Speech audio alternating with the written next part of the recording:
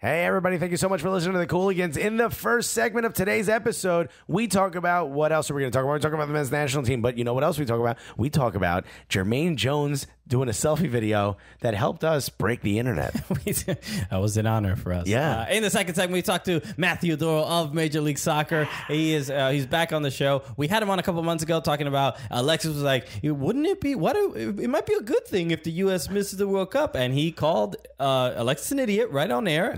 But it happened. And did Alexis say, I told you so? Tune in to find out. You know I did. In the third segment, we talk about the penultimate decision day, the day before decision day eve. We talk about all the games that happen, all the teams that move that are important, and some that aren't and still won. We talk about that and more. And we also reveal a new sponsor. Woo! Wow. That and more on this episode of the Cooligans.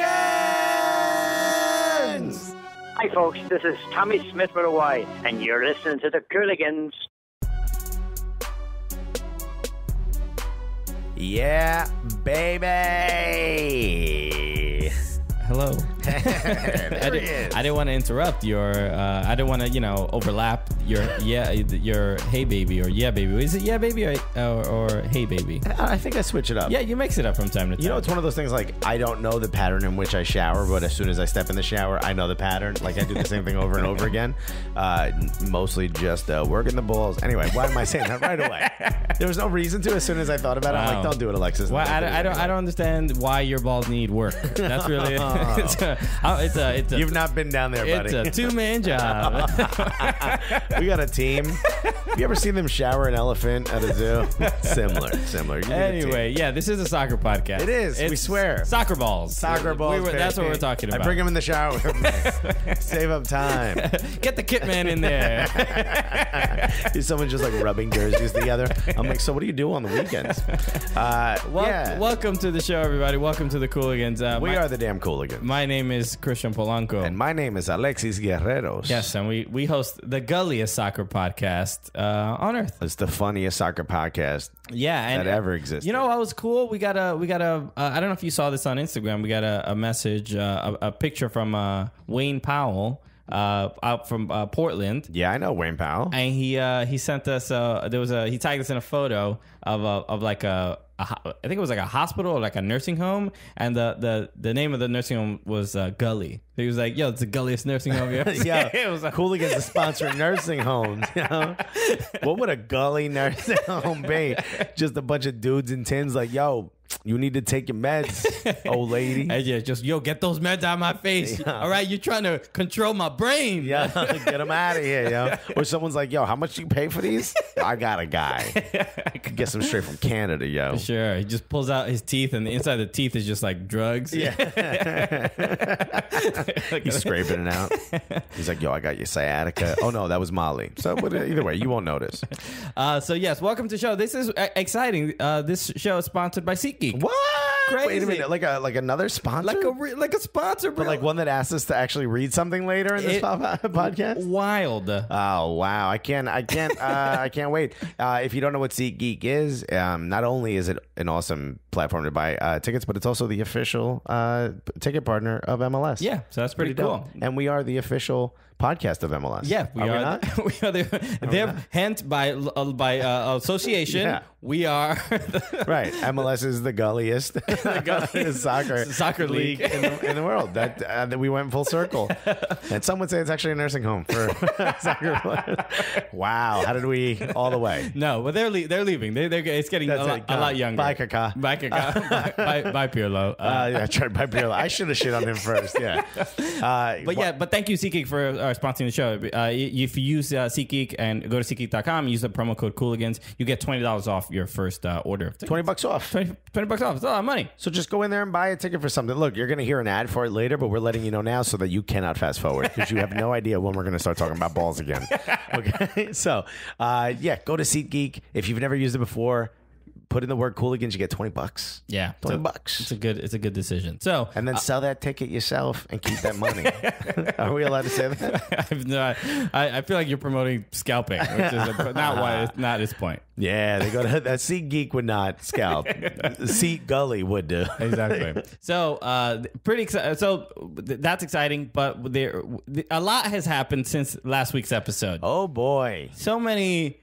Let's talk a little bit about last week's episode because we put together a little video of how jarring the change of our attitude was. Yeah. And I heard more from non-soccer fans who saw that video than they were like, geez, are you guys okay? People were concerned about just our well-being. Yeah. This was obviously the United States did not make it to the World Cup. They lost. Did you hear? to Trinidad and Tobago, and it was a debacle, nightmare, and we're still recovering emotionally. But a couple interesting things happened, and that we did not really expect, which was I think last week's podcast was probably one of our most downloaded episodes. It was our most successful podcast ever. It was like immediately everybody was like, I'm feeling miserable. Yeah.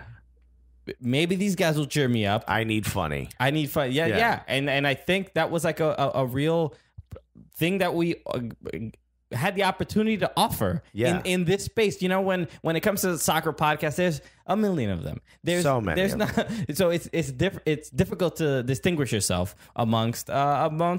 There's a bunch of amazing podcasts, but some really good ones. A lot of them, not a lot. A lot of them are there. Their purpose is not solely to make you laugh. No. And I think for the first time since the Cooligans have existed, people were like, I need this particular one, right? Because I need to feel a little bit better about what just happened. Yeah, I need something in the category of not just soccer, but soccer and funny, because I can't do this with just tactics alone. I can't get through these next 4 years. And you know what? I mean, look, if the silver lining of this very shameful, not disqualification or not qualifying for the World Cup, if the silver lining of that dark cloud is that people turn to us, well, then good. I'm glad you guys didn't qualify. Yeah, you just want the U.S. to fail year after year. I mean, look, if it leads to SeatGeek is here now, they weren't here before the U.S. was. I mean, what are you gonna? We talk about youth development. How about podcast development? This is important. Yeah. Can Sunil invest a little bit of money in that podcast development academy? I mean, he's got to stay. The guy's got to stay. We got to vote this man in. I mean, come on. You got one more term. Let the guy do what he's going to do. He's good for business. You know what I mean?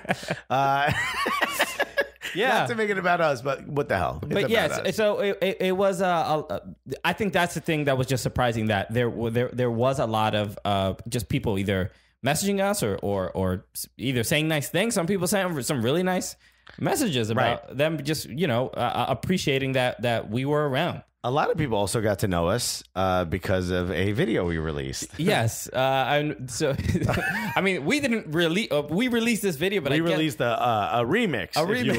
Yeah. We did the Puff Daddy remix. Yeah, you worked for Diddy at one point. This is what you learned. Exactly. You don't need to make the music. You need to change the music. Every step you take. Yeah, we did. So what we did was... we have a group chat, and Christian immediately jumped in and goes, "Hey, is anyone watching Jermaine Jones. Facebook or Instagram Live?" And I'm like, why would I ever do that? And you're like, yo, he's naming names, and I immediately jumped on. Now, it took a lot of Googling, a lot of deep, dark web searching. Just Tor browser. Yeah. I mean, I was just saying, no, I don't want heroin. No, I don't want, human trafficking. I need to learn how to download a Instagram Live, which is dramatically different and not as easy as you'd expect. And I figured out a way to do it. I didn't think it was real. It came in 2 files. I'm like, all right, well, here I go. I'm downloading an NSA probe. This is it. They're going to hear everything I got to say. Not that there's anything. They're going to be like, oh, this guy talks about soccer and chicken parm sandwiches and pizza. So they would put him in prison. Yeah. There's got to be something. This is code. No human being can eat that much and care that much about soccer. And then they get here. They knock the door down. They're like, God damn it. They just see me and they're like, there's no code. I'm eating a chicken parm sandwich. You guys want some? So I figured out how to do it, and I was like, we can't just put this up because we're not journalists. Yeah, that was a discussion. We were like, do we just put up the video? And it was like, no. We thought maybe put up the whole thing, you know? Yeah, but it's like, I don't care about, like, you go to, like our guest, Matthew Doyle, for what's the important journalistic take on whatever. Right. There's certain people that you go to. And we're not them. We're not that person. We're never going to be them. we don't want to be them. even be sitting next to that person. The fact that these people come on the show is really just poor judgment on their part. Jarring to me that they have that lack of judgment.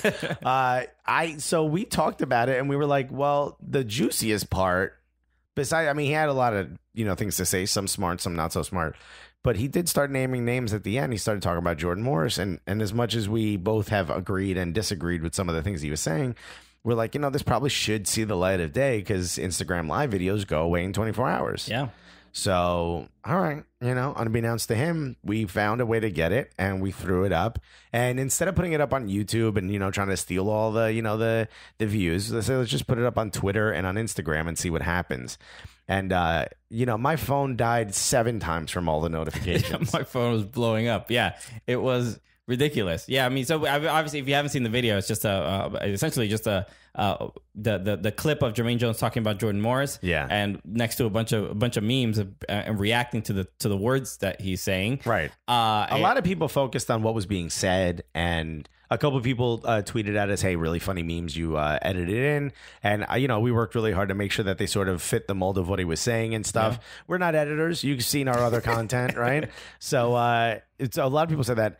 On Reddit, there was a very different reaction. Oh, people hated it. People hate us so much on Reddit. It is shocking how much they despise Reddit. us. The problem with Reddit is that they hate everything. So there's no... Yeah, they don't love anything. They love, like, trolling. That's all they care about. Yeah, which is like, that none of that stuff can be taken too seriously because it's maniacs who... It boggles my mind, the balls, speaking of balls, the balls it takes to look at somebody's like the amount of work that we've done for next to no money, right? For the majority of no money. Which reminds me, please go to SeatGeek.com. Yes. Use the promo code Cooligans. God damn it. Trust me. They're giving you money.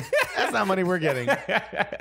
So the amount of work we've done, and for people to so casually be like, this is stupid, you guys are terrible, whatever, like just to poo-poo the work. Right. It's like, do we want the most popular thing we do to be a damn meme? No. That's the thing that introduces you to what we're doing. Yeah, you're here now. Yeah, you're here now. So it's like, hey, why don't you check out some of the other stuff as opposed to just being like... Look around.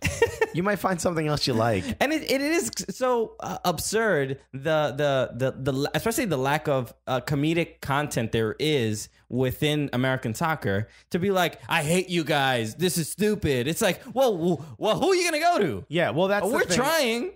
Like the thing that upset me most is that it was like, what do you just want it to be Margaret Thatcher's England? Is that all you want? Yeah. And the funny thing is, like, that's not, like when it comes to comedy, it's the same thing. Like, if you don't laugh at what I'm saying on stage, you were never going to be my fan anyway. I don't care. I don't need you. Yeah. Go do your own thing. But to hear those reactions, or at least to see them written down, and one guy just wrote, like, you're not helping your brand. Who are you? What brand are you talking about? We're two dummies who hold the microphone. It's just like, if you think that's what we're worried about, you're out of your damn mind. Yeah, then you're hurting your brand by saying that we're hurting our brand. Yes, Cooligans LLC will be sending you a cease and desist letter, sir. Yeah, how dare you? How dare you bring that up? My lawyer. To me, it's funny that, well, whatever. Who cares? Reddit. I mean, Reddit doesn't like anything. Exactly. Some guys like memes are so 2010. I'm like, what?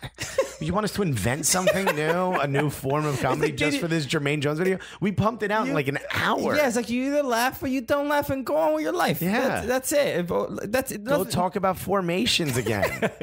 Yeah, because you do get a sense of that even Americans are Euro snobs.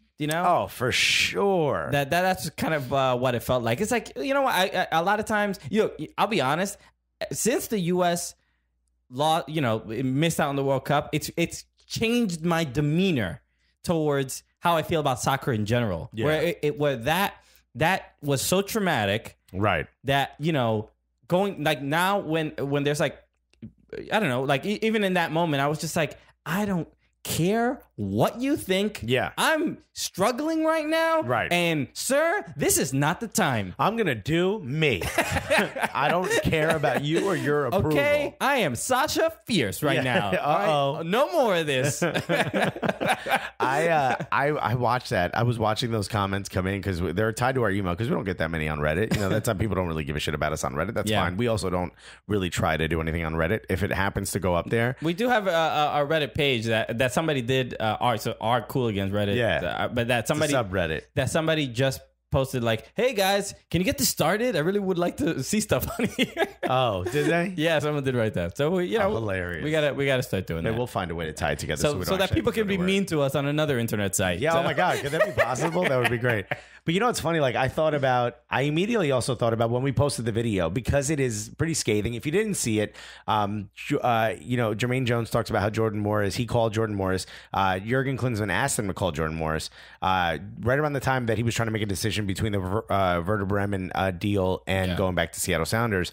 And he's like, oh, my doctor, he said, oh, but, I want to go home. My dad's a doctor and my mom just got me and my girlfriend a dog. I was just like, what? Well, let's say this because there's a lot of takes on this, and obviously a lot of people have commented on this stuff because of us. And that's kind of sort of a lot of people saw the video. They probably looked up the full video because of the clip. Well, somebody went and started a new YouTube account, posted the full video after our video started blowing because a lot of people were going, where's the full video? Where's the full video? Where's the full video? Yeah, which by the way was still live on his Instagram account. You can just watch it. Yeah. But let's preface with was it last year when he made this decision? This is before his rookie season, the off season. Yeah. So this is about like January, February. We were doing the podcast with like Matt Pence. Yeah. We used to write for the Seattle Times. He writes for the Seattle Times occasionally, but he covers Seattle sports. He was great on the pod. We got to get him back. He was great. And and we had this discussion with him where you were very vocal about he should go to Germany. Yes. And if an American player has an opportunity to play abroad, and especially in the Bundesliga, you shouldn't pass that up because of the level of play. I called him some names. Yeah, you weren't too happy about it. So Jermaine Jones's sentiments definitely resonated with you without a doubt. You basically said the same thing. It kind of validated what I said to some degree. Yes, but what? It doesn't make it right or wrong that he didn't or didn't go. It just validated what my thoughts were. Yes, because Jordan Morris obviously did make the decision to stay for whatever reason.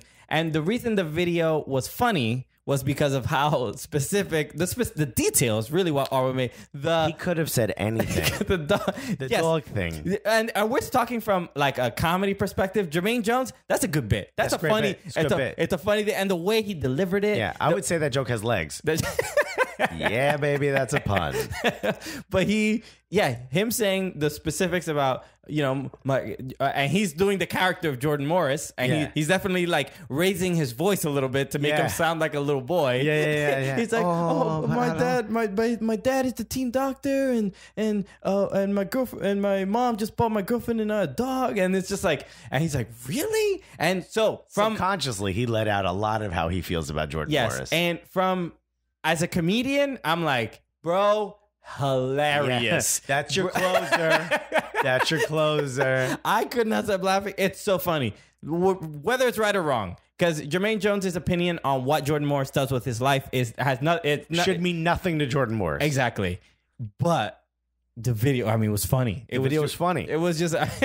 And we watched that and we were like, we actually thought, would people get it? I thought, I don't know if I text this to you, but I'm like, will people get that we think this is funny other than we just think it's scathing? You know what I mean? If we didn't add memes. The reason we added memes or those little GIFs was that it sort of lightened the mood. You know what I mean? And you knew, and the yes at the end and all that was just like, let's just add like these little quips in here. So we're not taking it too seriously. Yeah, because if we just posted it and maybe just some caption, I don't think it's that clear what our opinion is exactly. And I think that conveyed that, hey, we're comedians and we find this funny, right? And it's not like morally like he's not morally bankrupt for saying those things. No, and he also is not saying like this guy does coke. You know? Yeah. That's the Miami Dolphins offensive.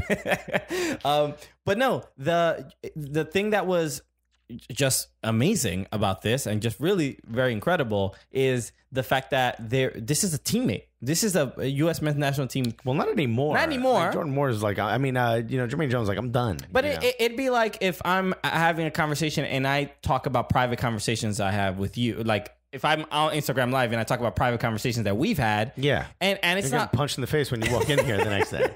I wouldn't blame Jordan Morris for being upset. No, not at all. He should be upset. Yeah. Because I also think he should respond. Okay. I see the point in not responding. I feel like you're sort of implying he should respond with like violence, but No. He should say be funnier, you know. Okay. Or be honest, or just come out and be like, just give him a red card for the Instagram video, or just be like, you know what, I don't give a shit what Jermaine Jones says. I would love to see that. Right now, the reason why I say there needs to be a response, I don't think he drives up to Jermaine Jones now is like, come outside. I think the reason he needs to have a response is because the narrative has been this entire time is that he's soft. He's soft for not choosing Werder Bremen. Yeah, he's but does soft he need for to staying in college an extra year. He's soft now, not responding to this. That's 3 strikes, my dude. Come on. I mean, but does he need to respond to that? I mean, some people are going to have that opinion regardless of... You got to say something. Whether he responds. I was like, oh, your reputation's on the line. Everybody in gym class is going to be talking about you. I mean, Stacy said that, Jenny said that, Bobby said that you did not do shit. I don't think Jordan Morris needs to respond to it. What do you guys think? Let us know. Just go to SeatGeek.com and buy a ticket. And that'll let us know. No, email us. Let us know what you think. Yeah, I don't think... this is why I would say... so these are the two things at play, right? The U.S. men's national team and the MLS. Jordan Morris chose to go to the Seattle Sounders and play in Major League Soccer. So he made one could argue he made a better decision, right? The Seattle Sounders win the MLS Cup his rookie year. True. And he was a big reason why that happened. A big part of it. So, but a lot of times, and I think this is what a lot of the complaints were this week, or a lot of the takes were that the players, if you play in MLS, you're making the U.S. men's national team weaker. Right. Which... I can't necessarily argue with that. I think there's some validity. There is something to be said for that. Sure, I don't know if it's exactly right. Yeah, but I get the point. The point is understood. This is what I would say. I think every player, it's up to them whether they want to make that decision or not. But by Jordan Morris going to MLS, I would say he made the MLS better. He was a big story. A lot of people were interested in how he was going to play, and so more people were interested in Major League Soccer and the Seattle Sounders. So if a lot of people also complaining about like that there should be more of a separation between the Major League Soccer and the U.S. men's national team, because England, the FA and the Premier League they're not really like trying to look out for each other. Yeah, no, they have two different jobs, so they shouldn't be in I guess collusion. Yeah, not to use that word. So this is Jared Kushner for the head of U.S. Soccer. But these are the things that people have to balance, and the player, on an individual level, shouldn't be the one that's like, do I want the men's national team to be better, or do I want Yeah, look, there's my league to be better? I don't think there is an answer for the question is, if we want the league to be better, then these great players have to stay here, or does that hurt? Then I don't think there's does that hurt the national team? I don't think there is like an exact, there is a correlation, but I don't know that there's an exact answer as to what you do. I think it's based on each of the players. I know Kale also tweeted out like, you should not, one player should not care about where the other one chooses to live. And I to some degree, like, I read that and I'm like, well, I don't agree that. I mean, is there a cute little puppy there? Because I'm gonna go live there. Yeah, that's true. Is there a new puppy? Werder Bremen's like, we'll give you 10 puppies. What are you talking about? Get over here. How about this? Come here, or we kill one of those 10 puppies. Is that possible? You know what? You made another like kill puppy joke at the Atlanta United live show, and the audience didn't like it. And I imagine people listening right now are like, Alexis, you've gone too far. Remember? Once again, how dare you? Look, one day I will. You can't kill fake puppies. You got to keep that in mind. Very upset. Very upset. Whatever. Get over it. it, guys. It doesn't exist. Jordan Morris is playing with his real puppy right now. And Werder Bremen probably has those 10 alive. What people were looking at that, and while I agree with that sentiment, it's like you should not care where this person lives. Well, I understand that there are real implications to the national team. To say that he would have been better or the U.S. would have qualified had he gone to Werder Bremen, completely false. But it does, to some degree, show that there's this slight strain within the men's national team with players that are developed here of maybe not taking those chances when given an opportunity, maybe taking the easy way out, which was the point of that video. Yeah. To some degree, it is. I don't know that it probably would have been better for him to go to Werder Bremen. It just says, like, look, here's another example of, here's something else we can put in that bucket that says, oh, a player took the easy way out.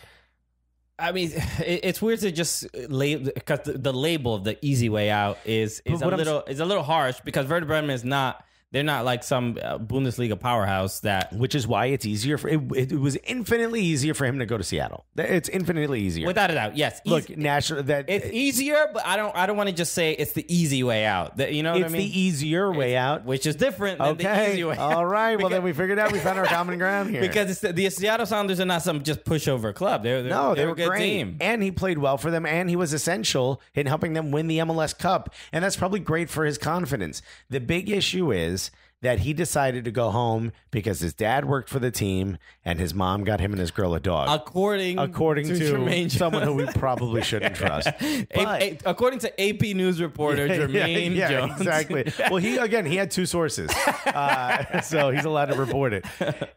Look, at the end of the day, I'm glad Jermaine Jones said that, but I'm also glad Jordan Morris did what he wanted to do. I don't think if that phone call would have gone a different way and he would have convinced him to go to Werder Bremen, I don't think we necessarily have a stronger team or qualify for the World Cup. I just think that this, for a lot of people, heard this and they were like, look, everything I've been saying is true. Even me, I was very vocal about the fact that this is another sign of softness. And we have just too much soft. We have too much, just like that puppy. There's too many of those puppies on the cuddly, men's national team. Just furry little soft. And in our system, and that's actually going away. Like I'm seeing a lot of guts and guile out of the players that are in the U17.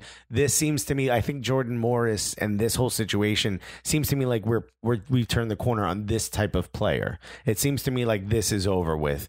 And I point to guys like Haji Wright, who went to the Cosmos so that he can negotiate a deal faster to go to Europe. They're not necessarily going to Europe is a better thing. I'm just saying, like, there's people that are actively trying to put themselves in what the best position possible for them is. For some that may be MLS, for some that may not be. In this case, I think this was an example where you had an opportunity to go to a club that was maybe probably a little bit harder for him to get starting time in and may have made him better, like DeAndre Yedlin did, and he chose not to. Okay. I mean, do you get what I'm saying? Your opinion is valid. I mean, of course it is. It's my opinion. It's also the opinion of SeatGeek.com. there's nothing wrong with having that opinion. It's just a matter of, I think people were upset with Jermaine because of just singling out Jordan Morris. And there's a little bit of a, I mean, without a doubt, it's like it's wildly unprofessional, right? I mean, that's something crazy. He's a terrible friend. That's your boy. If Jurgen tells you to call somebody and have a conversation, and then you just go and blab about the conversation you just had, with it's like if if your superior tells you to do the performance review, and then you post the review on the company's intranet or something. Then it's just like email a memo to everyone in the organization. Then people are gonna be like, all right, well, that's not cool. Like you shouldn't have done that.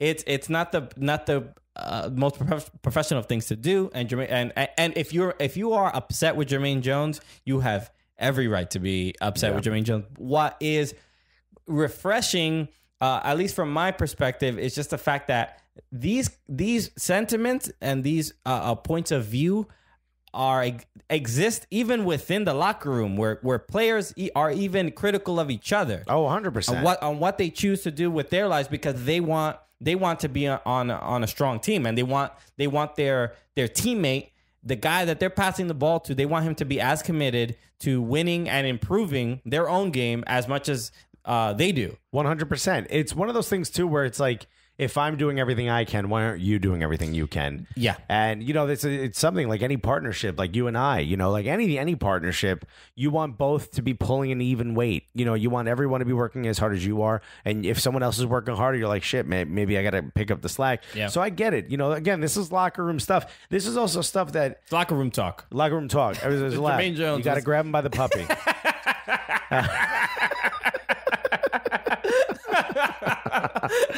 So stupid. Why do you people listen?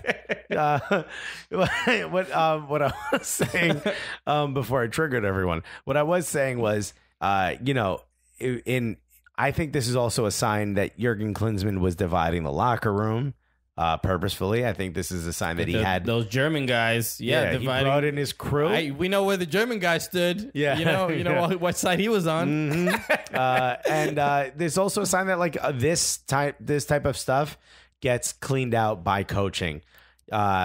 Bruce Arena, I think in the end took a shot for the team. He pulled a Mourinho, which is when the team is playing badly, I'll be the one that they focus on. Mm-hmm. When the team is playing well, you'll get all the attention and you'll get all the glory, which I think is something a great coach or a great manager does. I think Bruce Arena tried to do that by saying nothing needs to change, honestly, so that it wasn't the focus wasn't on the players.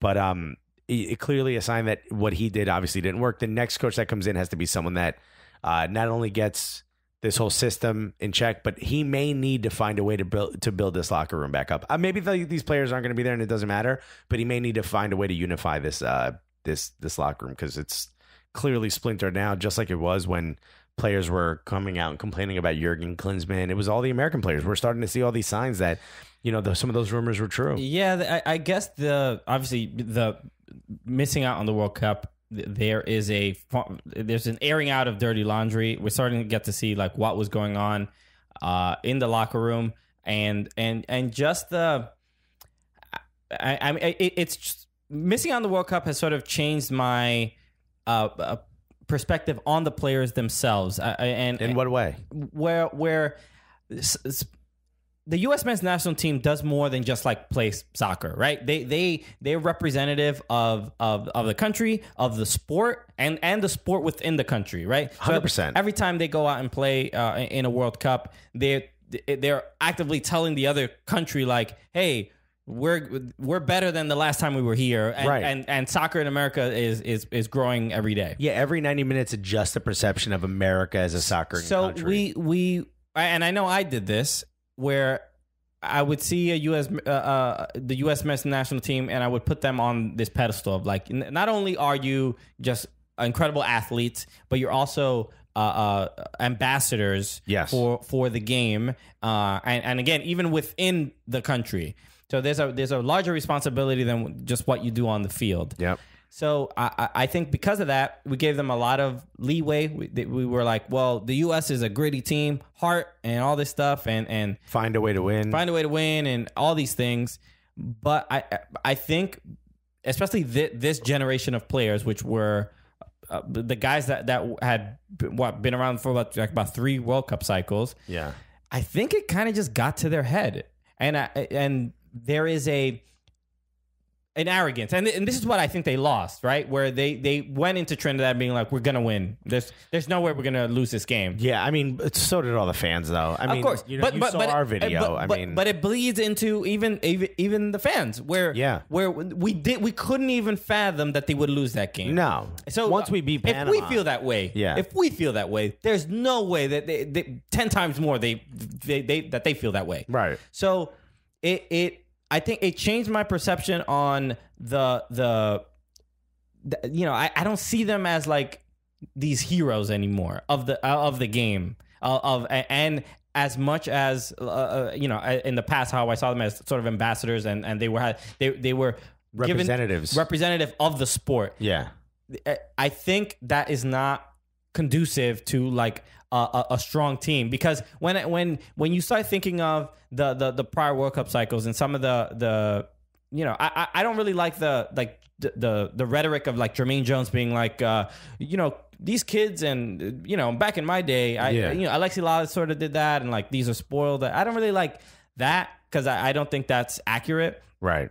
But the just being so like constantly proud of them for just I guess just making it to the World Cup and the excitement that we get from seeing the U.S. play against Cristiano Ronaldo, and that's enough for us because we don't really expect any much more than that. But when you see I think the mentality of these gritty teams that played with a lot of heart, even past teams with Donovan and Dempsey and Clint Mathis and the older teams that were legitimately all they had was heart because everybody was better.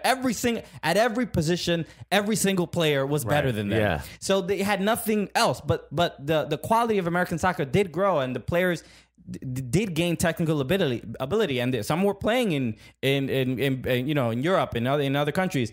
And I think we just reached that point where it was like they stopped playing with that heart and started being like, whoa, we're pretty good now. Yeah, right? we deserve to win. They didn't think like we're better. Yeah. But it's like they stepped on the pitch with like, we can keep up with these guys. Yeah, we don't have to gut it out anymore. Yeah. Yeah, we don't have to chase that ball. We don't have to do this. We don't have to win the 50-50 balls. I mean, and look at the goal that the second goal Trinidad scored, which was a screamer, yeah, which is like amazing. It's a golazo anywhere, on any pitch. But why did that goal happen? Like it just Players didn't collapse. They didn't collapse. I mean, you saw Darlington Nagbe kind of give up on the initial pass, went to him. Michael Bradley didn't. Nobody really rushed. No center back came forward to stop that shot because, again, nobody it didn't even cross their mind that he was like, this guy could do that. I didn't. What's his FIFA rating? Yeah. Like, yo, pull up his card because I don't know if this is right. Stop this game real quick. Someone open up foot. Yeah, I want the U.S. team that was the moment they rage quit. Yeah. You know what I mean? Yeah. They're like, no, this game there's a glitch. Yeah, so we'll just hang up. We're just gonna cut and then we'll come back. I would just unplug the internet connection. I'll make a sandwich and I'll come back. It's all good. And then we'll get back to it. Yeah. I think that loss has definitely changed how I look at the men's national team, and they no longer get that that admiration. Yeah, and it's specific to that group, though. I completely agree with you. I think once this new crew comes in, which we're all really excited to see, I think the feeling is going to be a bit more optimistic, but there's going to be that tinge of, well, you need to prove it before we really... Make them earn it. Yeah. Make them earn it. I mean, and that's what the World Cup is. You have to earn your spot there. Yeah. And nobody's entitled to go. The CONCACAF, for the U.S. being in CONCACAF, there's really no excuse because the rules essentially are there to benefit the United States so that they make sure that they get there because the U.S. not making it to the World Cup is bad for the World Cup. It's bad for the World Cup. Yes. We have 350 million people up to like 400 almost. Yeah. We have so many people. It's just the audience. Even if the U.S. is playing, Egypt or whatever. Yeah. There's how many millions more viewers they get to watch that game. So the FIFA money wise, FIFA like, we could sell much more sponsorships because America is paying attention. Yeah, and FIFA does not want the U.S. missing the World Cup. Like, everyone, please be completely aware of that. I mean, I also thought, I'm like, they're going to find a way to put America in. They're going to someone's going to be disqualified. Because they were saying the Panama game against Costa Rica. That ghost goal, That ghost goal, which, I mean, it didn't go in. What are you going to do? Oh, it clearly did not go in. No. But whatever. The U.S. wins their game, and we're not talking about that. Yeah, we shouldn't need other countries to help us get there. We should just do it ourselves. And we had the opportunity to do that and we didn't.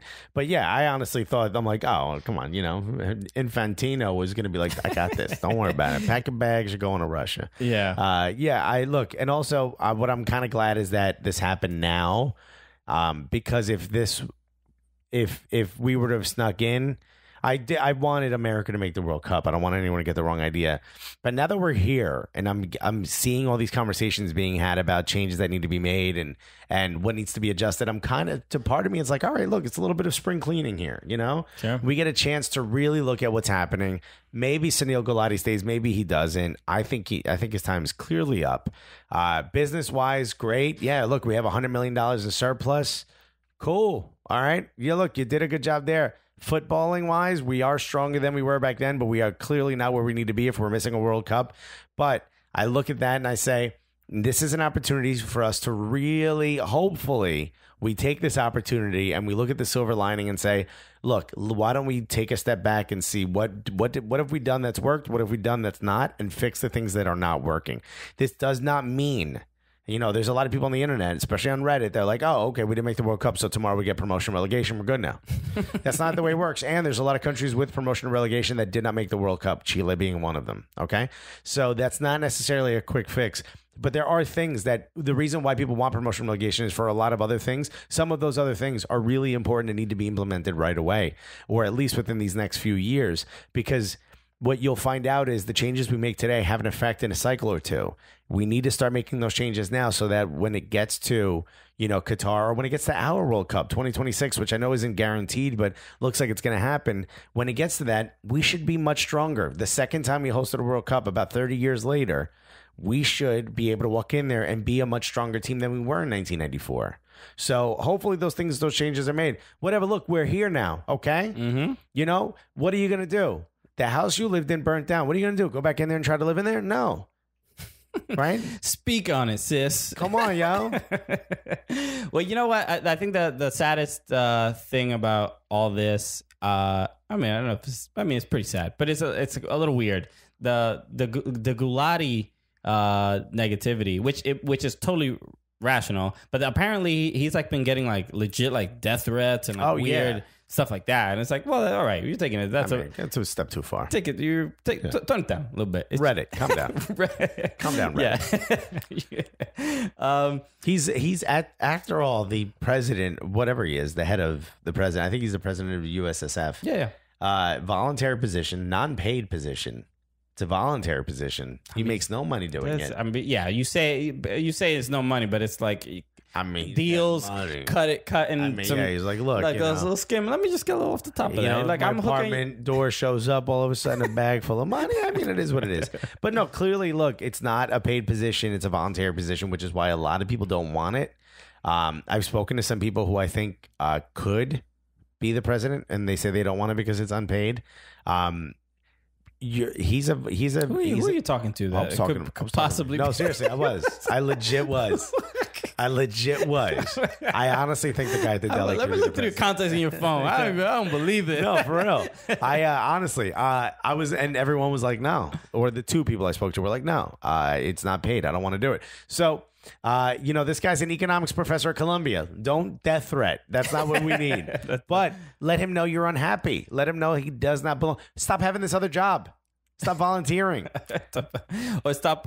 Wait. Which one? The other job is the U.S. soccer president. Okay, yeah. Yeah, stop doing that other job. Go back to Columbia. Be the professor. It's a good gig. Yeah, it's not bad. So, yeah. Look, we'll recover, and I don't know how long we. This is going to be an ongoing conversation. By the way, the next World Cup is 48 teams. The next one, the 2022. Yeah. So then, we're fine. We're going with that confidence. We'll be in there. Fine. We end up 15th in CONCACAF. You saw Trinidad's pitch. Ain't going nowhere. We're fine. Everybody relax. We missed one. Imagine we miss a 48-team World Cup. Imagine. Infantino be like, we have. There's no other way to do this. There's no other way. We'd have to just give you the golden ticket. It just have to be. Well, we're gonna have a 384 team World Cup, and that's it. Every country's in there. Antarctica beat us? How is that possible? Oh man! Look, guys, there's a lot of positives that will come out of this. We don't know what they are now. Okay, but we will be talking to Matthew Doyle, and hopefully we can make some sense of. He will shine a bit more light. Yes, of what the future of U.S. soccer will look like, and what to do now, because it's really that's really the only question at hand. It's like, what do we do now? What do we do? Where do we go? What do we do? And for all of you who may be listening for the first time, you're probably thinking, I thought this thing was 3 segments. Why have they been talking for about 40-something minutes? Welcome to the Cooligans. If you are just listening to us for the first time, you found us because of the video or because of this World Cup loss or anything. Hopefully we've made you laugh up till now. That's what we're going to keep trying to do. So, look, this is going to be an uncomfortable 4.5 years, okay? But that's what we're here for, okay? So we're here to make you laugh. So let's talk to Matt Doyle. He's probably going to try to make it laugh too. He's a great dude. He knows a ton more than we do, even though we were right. One of us was right. I don't know if you know this. Yeah, and if you don't know Matthew Doyle, he writes for MLS. He does those MLS analyst videos, and he's just a dude. He's one of the. I'm not even exaggerating. He's one of the more brilliant minds of American soccer. I mean, for sure, easily. Yeah. I mean, what more is there to say? He's a coworker of mine now. So the water cooler. I'm like, yo, Matty, you want to get on this pod? Want to after work? Want to jump on the pod? Exactly. So we'll be right back after this. Hey, everybody. Thank you so much for listening to the Cooligans. We just want to talk to you about our new sponsor. Yeah, we've mentioned it a little bit up top of the show. You might have heard of it. You might have heard of it. You might hear it again. SeatGeek. SeatGeek is sponsoring the show. We're really excited to be working with them. They are the official ticketing partner of Major League Soccer. And if you want to get tickets for not just Major League Soccer games, but like concerts, events. Maybe there's like a hot TED Talk you want to go to. Yeah, you want to go to TED Talk, or like a lot, especially the reason I use SeatGeek is sometimes there's like an event that I think my mom would want to go to, or someone else would want to go to, and I don't I don't know a lot about it. I don't know where to get those tickets. All you have to do is go to SeatGeek, and they find the tickets across other stuff. Yeah, so they'll help you get the best deal at the best possible price for those things. Exactly. It's pretty great. It's pretty smart. It's a smart system. Yeah. I mean, I love it. And they got an app, which is how I use it. I mean, what do you want me to do? Go get my laptop? I'm not doing that. No. Power on. We got to charge my battery. I mean, I'm not doing it. I ain't got no time for that. If you want to hear something cool, if you put the word Cooligans into the promo code area, whether you're using the website or the app, SeatGeek is going to give you $20 off your first order. Yeah, so that's a good deal. Come on now. Just use the promo code Cooligans. You'll be supporting yourself. You'll be supporting SeatGeek. And more importantly, you'll be supporting us. You'll be supporting us, which would be huge. So you're going to give yourself $20 to help us. Think about that. You're giving yourself money to help us. So if you have to buy tickets, maybe you're thinking about a gift for the holidays for a family or friend. You want to get them tickets to an event that's coming up. Maybe a comedy show that we're a part of also. Yeah, maybe. How about this?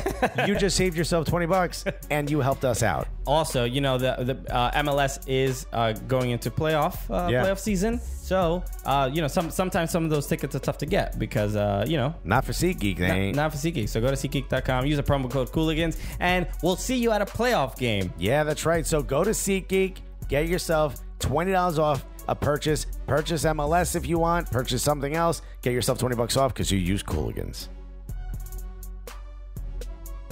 Yeah, baby, we're back. We are back, and we're here having the conversation we don't want to have. Yeah, we do not want to have this. We want to stop talking about this. We want this to go away. Nothing more would make me happier than to not have this man on the show right now. Yeah, exactly.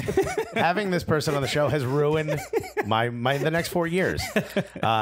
Listen, we had a conversation before. This is the part two. This is the follow up to that conversation. We talked about, would it be positive? Can we find any positive if the U.S. were to be bounced out of the World Cup or not make the World Cup, not qualify?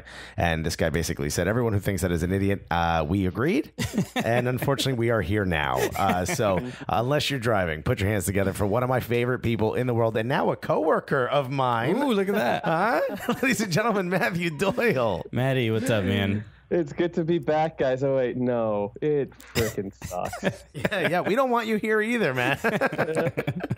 All right, look, let's do it up front. Let's figure it out. Let's just talk about it.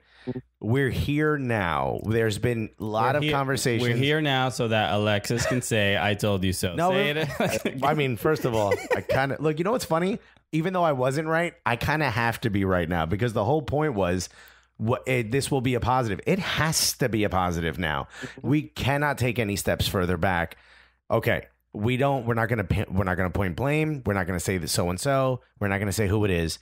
We did not qualify for the World Cup. There were a lot of red flags that said that this might happen. In particular, missing other competitions previously with this squad.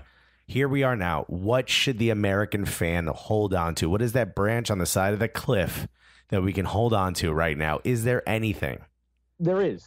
All right. So you made a good point about there being a lot of red flags. And the red flags didn't start under Jurgen Klinsmann, and they didn't start under Bruce Arena. I mean, they were there all along under both those guys. But the red flags started like 10 years ago. Because after that 2007 U20 group, the U.S. stopped producing very good youth national teams. For whatever reason, there was just a lull in top level players. Now, some of that ended up being bad luck. We lost a guy in Neven Subotic who would have helped a lot in defense. Injuries with Stu Holden. Freddie Adu never developed, and I know like Freddie Adu's a punchline now, but we all remember how good he was in that 2011 Gold Cup final against Mexico. And that pass against Panama. Mm-hmm. Like Freddie Adu had to, like, for whatever reason, though, there wasn't enough coming up after that. And you could see it in the U17, U20, and of course the Olympic teams that missed out on the last two on the last two Olympics. Those red flags were there, and I thought, and frankly we did. We had enough talent to get through it and make the World Cup anyway, and tide us over until this next group. But we actually didn't. Yeah, no. It turns out we did not. Yeah, it turns out that's incorrect. The branch I'm holding on to on the side of the cliff is the performance of the last two U20 national teams. 2015, they made it to the quarterfinals with a really good, very defensive team. Matt Miazga, Cameron Carter-Vickers, Keller Costa was on that team, Marquis Delgado, Russell Knaus, who's with DC now, was supposed to be the captain, but he got injured just before. Like, that was a good team. Paul Areola's already made the jump to the full national team. That was a good team. They made the quarterfinals. Then this last group made the quarterfinals again, which in the history of the U.S. national team program, there's never been back-to-back quarterfinals in the U15 or the U20 World Cup. So there's that, and like if you look all over the world, there's correlation between strong U20 teams and you're about to have a strong decade of national team performance. And then you add on top of it this upcoming U17 group will be the core of the next U20 group. A lot of talented attackers there, and it suddenly does look bright. But like this is our long dark tea time of the soul, man. Like this sucks. It's not like maybe it gets better in a couple of years if we win the Gold Cup and end up qualifying for Confederations Cup, and maybe we have another strong U20 World Cup, and maybe in 2020 we do some stuff in Copa America. Like that would be like, oh, okay, all right. It was just one cycle, and that sucks, but we're through it now. But like we're gonna have to wait 24 months to figure out if that's the case, and that's gonna be a long 24 months. It's gonna be a long 24 months. Now that we've talked about it a bunch, and it has been pretty depressing, and I don't want to spend too much time looking on or talking about what exactly went wrong, but you were talking about how important that U20 group is towards the future of the senior team, and the senior team itself did have a very older squad. There was just an older average age. Is there, when I heard someone talking about that, and I was thinking like, well, why would that, even from Bruce Arena's perspective, like why would that even be the best decision? Because all the other national teams that they're playing against, it's like these 32-year-old guys, 31-year-old guys against like 23, 24-year-olds. I'm like, they're probably going to get beat just from an athletic perspective. So what was the thought process behind not bringing up some of the younger guys just for the sake of maybe even just pace? Well, so it's clear, Panama has the super old team, and Panama, they got third place. Like their team is actually older than us, and Honduras, other than Albert Ellis and the kid Lozano, they're not a particularly young team either. And generally in CONCACAF, experience wins. There haven't been a lot of Landon Donovans in the history of this conference, guys who just go out there at age 19, 20 and figure it out and understand how to deal with the physicality and the gamesmanship and all the bullshit that you get in CONCACAF. So I think that was Bruce's idea. I think that's what he was sort of banking on, and it's not a surprise. Bruce has always been pretty conservative when it comes to bringing new blood into teams. And I don't think it was old legs that killed us. I think it was a really poor tactical decision. And never get into a land war in Asia, never go against a Sicilian when death is on the line, and never play an open game on the road in CONCACAF. And we completely play an open game on the road. Like I read that in The Art of War. I think that was it. Right, yeah, exactly. It was just such an arrogant choice from Bruce, and I would have started 5 men in the midfield, whether it was a 3-5-2 or 4-2-3-1. Put 5 in the midfield. Get that second guy in there next to Bradley to win second balls and stop Trinidad and Tobago. And I know we're getting into the weeds here, and you guys didn't want to do that, but let's not mistake this. Bruce Arena, who up until Tuesday was the greatest coach in U.S. national team history, really screwed up. He really, really screwed up. We only needed a draw. You can't park the bus. And he went out there thinking that we're going to stomp a mud hole in him, and we lost because of it. And that's going to be the first thing that is on Bruce Arena's biography pretty much forever now. Well, look, you brought up his name. He is Brooklyn Bruce to us. Okay. Now he's just Bruce. I know he's we might even name him Bronx Bruce. That's upset. Bayonne Bruce over there. The question I have is, there's a lot of frustration in the fans. And when you talked a little bit about sort of the future that's coming up, you've done a great job of it on Twitter and in your articles. He said when he was done that nothing needs to change. Am I crazy to think he's crazy? No, you're not crazy. That was just a ridiculous thing for him to say. And I've never been in a situation where he was, where all his life dreams just shattered and his legacy became tarnished forever. So maybe I would say something stupid too.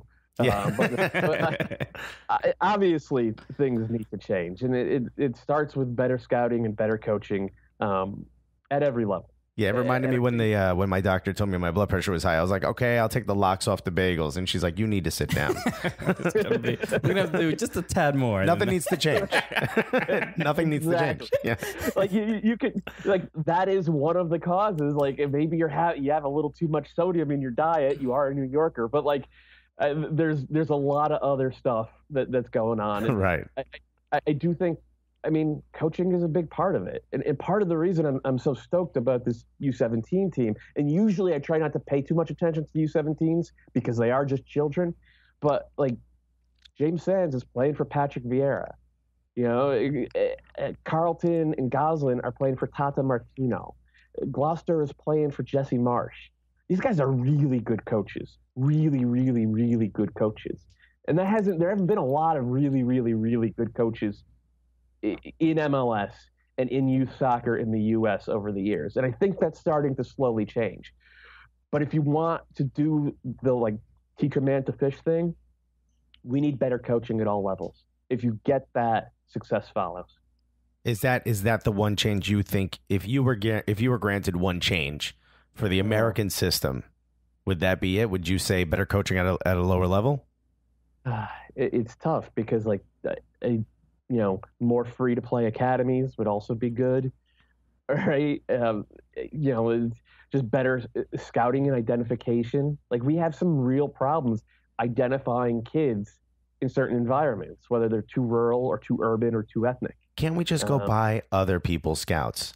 At what point do we realize we have all the money? Can we draft scouts? Is that possible? How about this? The MLS Super Draft for scouts. Actually, U.S. Soccer kind of did that. 2 years ago, they recruited and signed the guy behind the AZ Alkmaar Academy in the Netherlands, which is one of the best academies in that country. And produces a ton of guys who get sold on. He's the technical director of the USSDA, which produces all these kids that are playing on the U20s and on the 17s. So there is stuff like that happening, and there was an initiative earlier this year to increase fivefold the number of national scouts employed by the USSF. But it's a process, man. It's not going to happen overnight. USSDA started 10 years ago, and we're really starting to see it rev up now. Well, 10 years seems like the right timeline for this part of the project as well. Oh, now, Matt, this all this soccer stuff is very important, but let's get to the real news. the Jermaine Jones shade thrown on Instagram Live. I mean, I don't know if you saw the little clip that we made. We were having some fun with it, but it was clearly I think a new thing. I know for me personally, watching that, I was just like, wow, I've never seen, especially a U.S. national team player speak like this so candidly, and probably went clear that it was on his way out too. He was like, well, then I'm going to burn this whole thing take it all down with me. But so I mean, what was your response to that? To even the specifics that he mentioned? Because I don't think everything he said was wrong. But what do you think of his approach in doing that? The approach is like the approach. I just from a entertainment standpoint, I loved it. Right. Like of course we want athletes to speak their mind more and rip each other and be petty as hell. Like that's yes. God, yes, more of that all the time, please. But like I like you said, he clearly knows that he's done, and goodbye. So let's burn some bridges on the way out. And I thought it was, I mean, it was shitty to just call out one guy, and everybody's pretending like, the Morris situation and the Pulisic situation are the same thing, and they're not. Christian Pulisic was a world elite 15, 16-year-old player being recruited by a team with, at worst, the second best academy in the Bundesliga. That's different than being a 21-year-old guy coming out of 3 years of college, who literally the worst team in the Bundesliga is trying to sign on a pittance of a contract. Like there's just two different levels of investment there. And I'm uncomfortable with judging anybody for saying, you know what, I kind of want to stay with my family. I'm going to play in front of 45,000 people every weekend. Is that a good level? I know I'm going to get, like, Jordan Morris was at a point in his career where he needed to get games, and he got games with the Sounders. It doesn't mean he was handed a starting job, because they bounced him all over that front line and said, you're not the number 9 unless you show some more stuff. And that's continued into this year. But like, I don't know. I thought that was wrong of Jones. It's just not, and equating it with the Pulisic situation or the McKennie situation, it's not the same thing. It's just not. It is a bit of a lightning rod, though, for people who have made the comment, me included, that they feel that sometimes, because of the way the system is, and that a lot of the American players that are coming through sort of have very comfortable situations, that some of our players can tend to be soft. Mm-hmm. So that was a bit of a lightning rod. When they heard that, they were like, see, we're 100% right. Again, I'm just talking about what me and my friends were saying. I don't think, yeah, right. I mean, do you remember the way Timmy Chandler played for the U.S. national team? You remember the way John Brooks played for the U.S.? And I think John Brooks is worth every bit of the $20 million that Wolfsburg paid for him. But do you remember the way he played against Costa Rica? Yeah. Do you remember the way Costa Rica last year? Do you remember the way Fabian Johnson didn't even contest that 50-50 ball in central midfield that led to Marco Ureña's goal, the game winner against the U.S. at Red Bull Arena? Like, don't tell me that playing in the Bundesliga automatically makes you a tough guy, because those guys are soft as shit. Yeah. And it shows all the time when they play in CONCACAF. So this cycle, this group had a problem with being soft. I don't see that in the next guys coming up. I don't see that from Acosta. I don't see that from Paul Arriola. I definitely don't see that from Matt Miazga, who's a son of a bitch out there. So I think it was just a blip. I think it was a one-cycle thing. And I don't, like, honestly, people called Landon Donovan soft for 15 years, but Landon Donovan kept making the World Cup, kept winning the Gold Cup, he had 5 goals in 12 World Cup appearances. Ronaldo or Rooney would kill to have that kind of fucking, or whoever you want to say, would kill to have that kind of record in the Gold Cup. So or in the World Cup. So I don't think you can draw the one-to-one correlation causality the way that Jermaine did. But I don't think Jermaine was trying to think about it scientifically. I think he was just trying. like flamethrower and just let it go. Well, Jermaine Jones calling anybody, like compared to Jermaine Jones, everybody's soft. You know, he's a red card machine. That dude. He could have just said like Jordan Morris has never 2-footed somebody for no reason. The guy's soft. You're like, no, Jermaine, you should have never done that either. You guys have a different take on Jermaine. Jermaine is very, very sensitive. He's a very, very sensitive young man when he is criticized. Oh, for sure. Okay. Yeah, no, that guy's got no thick skin whatsoever.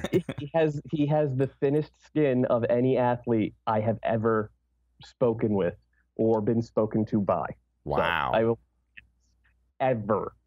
Jeez, all right, that says a lot. We got to talk to Jermaine Jones. Yeah, even Matthew Doyle's naming names. All right, yeah. It's not just Jermaine Jones out here. Buddy, Matt, get on Instagram Live. let us throw some memes next to it. You've mentioned a bunch of the great players that are coming through. Some of them, two in particular, we keep hearing a lot. Brendan Vincent, RSL Academy, if I'm not mistaken, and Tyler Adams from the Rebel Academy. These names, and Tyler Adams had a wonderful play this past weekend as well. What is it about these players that's different from the players that have been developed in the past in MLS?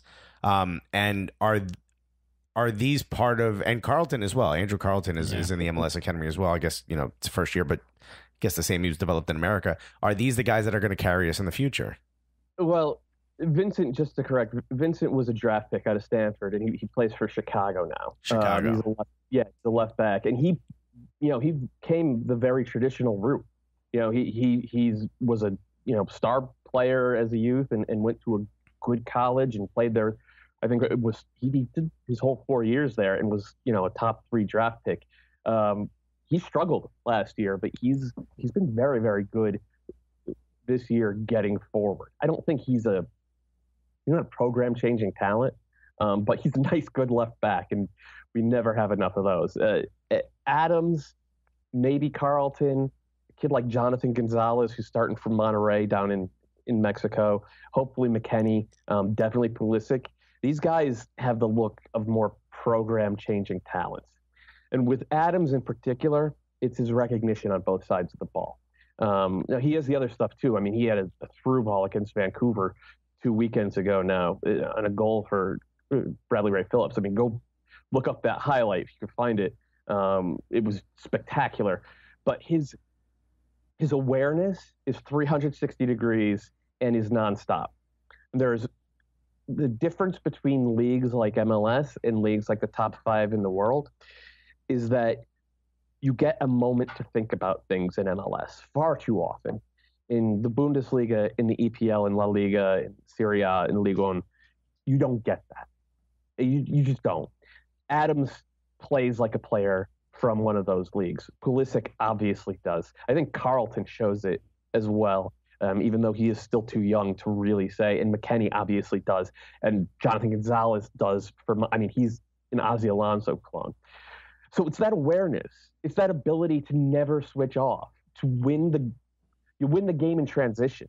You win when the ball is lost. It's not a moment to stop. It's a moment to assert yourself on the game. And these guys, these younger players, they have that ability in a way that a lot of the guys who've come out of college over the years simply don't. And I think that's the big step for U.S. soccer as a whole, to start creating more and more of those. And again, it gets back to the coaching thing. The only way you do that is if you get better coaches at every level. That is the big step for U.S. soccer. Well, I think after watching the U17s put a nickel on Paraguay, I think I'm pretty optimistic because Carlton, Gosselin, Timothy. I mean, it looks great. So I mean, I think especially at this moment now, everyone, way more people are paying attention to the U17 World Cup, and just to quell just these feelings and give us a little bit of a hope again. Yeah, we should do a tifo that just says, "We need this, guys." And by the way, I was thinking of Justin Glad, by the way, over at RSL. Yeah, who's another good defender. Yeah, no, I mean he's a center back. I don't think he's as good as Miazga, but I don't think he's that far off. Needs to get 15 pounds of muscle over the winter, and I mean he's 20 years old, and he's been one of the best center backs in the league for the last 2 years. Says a lot about him. You mentioned Gonzalez over at Monterrey. He has a chance to play for Mexico. Us missing the World Cup, does that mean we lose him? He has been steadfast over the last 4 years that he is a U.S. player. And he played for us at the youth levels. I think he turned down a couple of call-ups from Mexico at youth levels. But Mexico, they're not stupid. They're seeing what this kid's out there doing every week. They know he has dual citizenship, and they're putting on the press to try to get him. And they made the World Cup, and we didn't. So, it's a pretty big incentive, and it also means we don't have a chance to cap him for 2 years. The next official competition we play is a 2019 Gold Cup.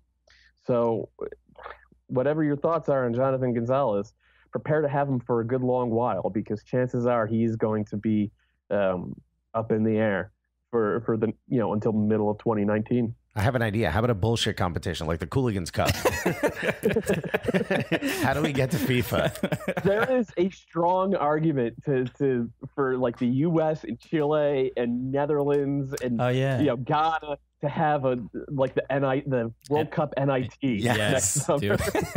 Yeah, the almost World Cup. They call it the group of death. Yeah.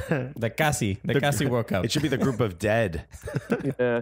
Well, and so Matt, just the last question: what in maybe a quick estimation? What do you think are the consequences of us missing the World Cup? Just if you can wrap it up, what are the things that we should be the most sad about? I mean, I became a fan of the game for real with the 1990 World Cup, and I know a lot of my colleagues. With Andrew Wiebe, it was 2006, and with other guys, it was some earlier and some later, and you create a generation of new fans every time you play in the World Cup. Even if you play like crap, like in '98, you create new fans, and you create new players, and you get just better access to the game. And the fact that we're not going to have that really bums me out. That's one. And part two is that guys like Miazga and Kellen Acosta and Weston McKennie and Tyler Adams could have and maybe even would have been there next summer on the world's greatest sporting stage under the brightest spotlight, hopefully playing well.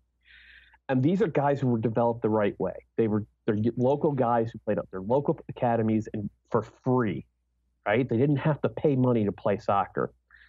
And having them out there doing that would have been such a powerful message about the right way to develop players in this country and frankly in Canada as well. I think it could have changed things. It could have fundamentally changed the way a lot of people view the game and a lot of the way that a lot of people view talent identification. And now, I mean, it would have been proof of what works. And now we're going to have to wait until 2022 at the earliest for that kind of proof. And that sucks. It rolls back the clock on a lot of the good stuff that's happening. And that is just killing me. Well, listen, Matt, I mean, we couldn't have said it better ourselves, probably because we don't have the vocabulary. But wait, one last thing. You don't even have maybe a yes or no question. Gulati, do you think he has anything to do with this result? Or does it matter if he's there or not? Does it matter who's at the top? Or it's fine if he's reelected and he stays head of U.S. soccer? I'm not going to call for his job. Plenty of other people have done that. I think that there is an election in February, and I hope everybody participates like hell and sends their emails and sends their tweets and texts and everything else that you have to let people know how you feel. I do think that U.S. soccer structure as a whole needs a rethink. And part of it is probably adding a general manager position, more of a pure soccer guy rather than the sort of business end that Sunil has frankly done very, very well. We need U.S. soccer at this point is they make money, and that is a huge that's a huge thing. In the 100 years that soccer has existed in this country, nobody figured out how to make money until the last 10, and the fact that it's happening now. suggest that good things are going to happen in the future, but like there needs to be a stronger soccer component to that, and so far there is. Well, we would vote for you if we could. Yeah, no, that would be a mistake. Well, listen, at MLS Cup Final, the three of us will have a nice dark liquor extra time radio episode without the microphone. Sound good? That sounds good to me. That's a date. Thank you so much for calling in. And guys, we'll be right back after this. Hey, what's up, guys? Christian here. I just want to let you know real quick about Mack Weldon. You want some dope underwear? You want some great socks? You want some incredibly comfortable undershirts where like your girl is resting on your chest and she's like, man, this is so soft, I want to lay here forever. You want something like that? Well, you got to go to Mack Weldon. Go to MackWeldon.com. Get the most comfortable underwear, socks, underneath clothing you will ever need in your life. So go to MackWeldon.com, use the promo code Cooligans, and you're gonna get 20% off. MackWeldon.com is really easy to shop. They have amazing products, quality gear. So hurry up and go to MackWeldon.com. Yeah, baby. Thank you, Matthew Doyle. Matt Doyle crushed it every time. Always brings the heat. He does not hold back. This is why I told MLS to hire him. Yeah. They were asking me because coworker, yes. And I was just like, hey, do I recommend any recommendations for? I was like, have you heard of this guy? I heard he can analyze some things. Honestly, I mean, what I like about him too is that he's not unapologetic, but he's like, look, this is the reality of it, but also it doesn't need to be this whole big thing either. You get what I'm saying? Yeah. Like he's like, yeah, we don't have to go to the sky, but we also don't need to stay right here either, Yeah. And I like that. It's a very pragmatic approach. He's a realistic man. Yeah. Realistically, he's a man. Yeah. Yeah. But no, you know what I do like, and a lot of times. Tell me what you like, man. What I am generally concerned about, because Matt Doyle has been on the show more than anyone else. I think this was like his fourth time. Yeah, I mean, he's kind of our go-to. He's our go-to, but he is kind of the third host of Extra Time Radio too. Like we should probably find another main guy. But what I do like is that every time he's on the show, it always feels like the first time we're talking. Do you know what I mean? Like there's always a wealth of new information. A lot of times when we, this is just like in comedy, right? When you can't do the same jokes to the same crowd. Huh? Oh, you do the same jokes twice? Just hold stare. Is that how it's done? Shit. So sometimes I get concerned that things might sound like redundant or something like that, but he's so awesome and so genuine that, and it feels like we haven't even begun to tap like the actual like a wealth of knowledge that he consists of. Oh yeah, no, he has a ton of knowledge, and what I like about it too is that we don't really have to prep him too much. We just ask him a question, and it seems like he knew we were going to ask that question already. He has like a really well prepared. Like he has like notes or something. It's kind of annoying. It's like, oh, you're making us look bad. Yeah, I don't know if that's clear to people. We don't really tell Matt what we're going to ask him before we do it. We don't tell anybody what we're going to do. Again, I don't know why people come on this show. I honestly think if we were to tell them what we were going to ask, they'd be like, I don't think you guys know anything about soccer. I think you're both stupid, and I'm not doing the show. So we're just like, are you ready to go? Anything you don't want us to talk about? Good. All right, hold on.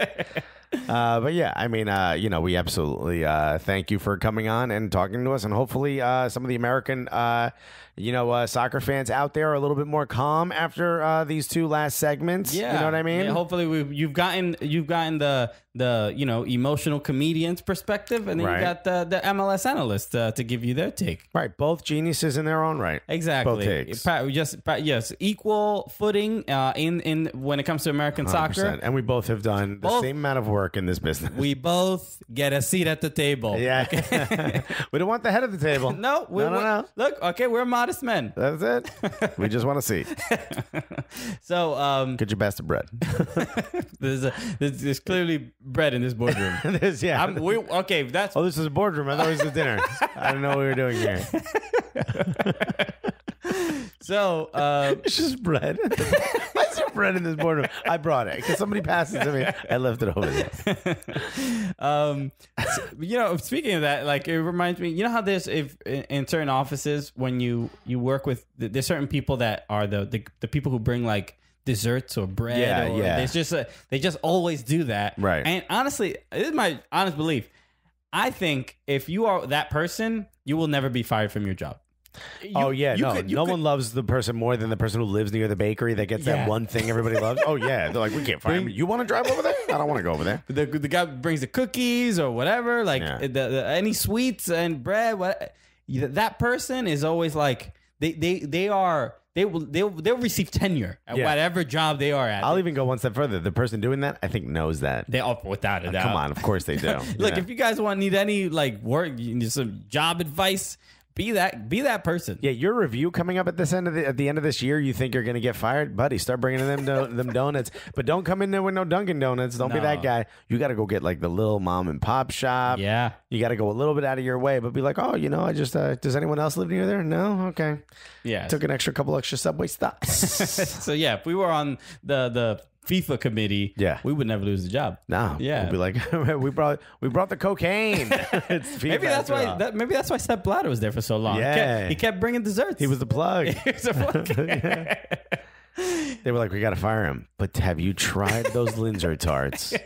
So good. So let's MLS is came back, which is another reason if you're a USA fan not be upset. MLS is going into the playoffs. This is a couple things. Not only is it October 22nd decision day in MLS, only for the Western Conference. Decision day for the Eastern Conference. Well, no, I mean it's just deciding who's going to book a plane ticket or not. Who plays who. Yeah. I mean, for NYCFC it could be tough. For Atlanta, there's a lot to play for. There's a lot of movement. There. Columbus could slide up. Yes. Columbus, if every other team loses, can go up to second place. So there's a lot going on. But more importantly than anything else is our MLS Fantasy League.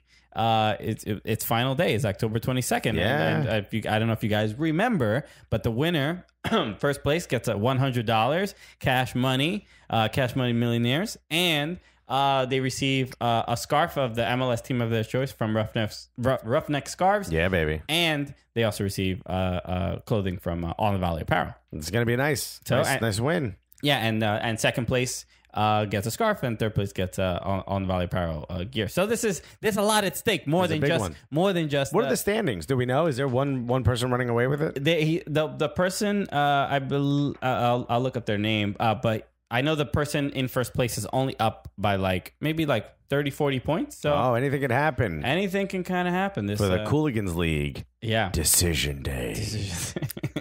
The gulliest of decision days. The gulliest fantasy league.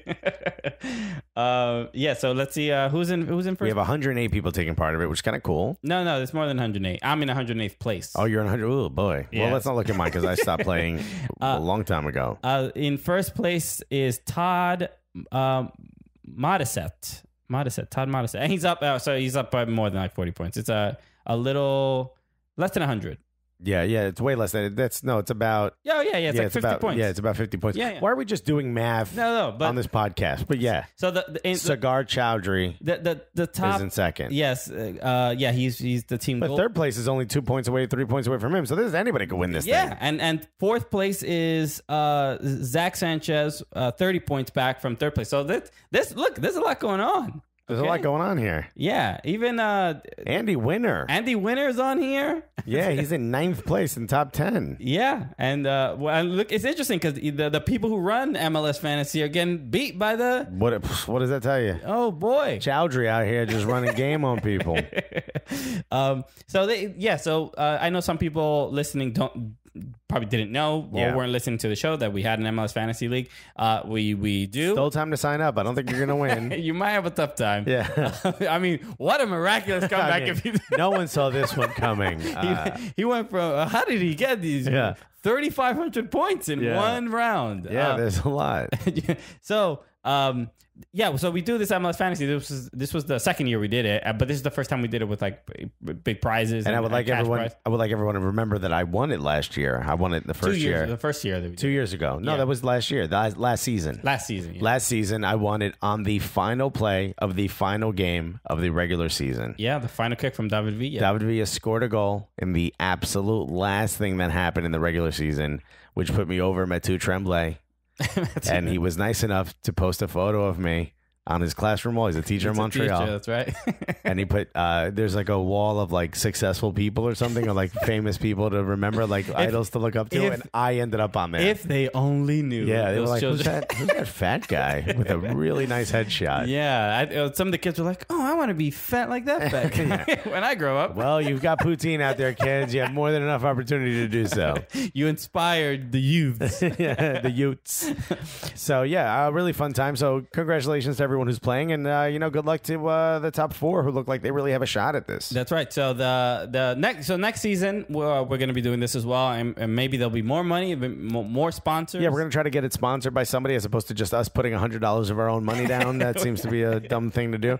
But we want you guys to play. We want you guys to win. Yeah, so it's going to be exciting. So it's going to be an interesting final week. So the penultimate decision day had a couple of great games that I very, very much enjoyed. Even some 0-0 draws that were still pretty fun. Yeah, fun. I mean, the Red Bull Atlanta game was really exciting. Yeah. Do you want to start with that? I mean, why not? Initially, 0-0 games, we don't really talk about many of them. No, we don't. But this one had a lot of implications, and both of them getting a point actually still worked out really well for Atlanta, which is sliding a little closer to NYCFC. They're now 2 points behind NYCFC. Yeah, but they're behind right Chicago, now. Chicago, Chicago. Chicago jumped up because Nikolic looks like he sealed up the Golden Boot. Yeah, he's clearly inspired by love. Yeah, I mean, look, he misses me, and he was trying to show me he misses me.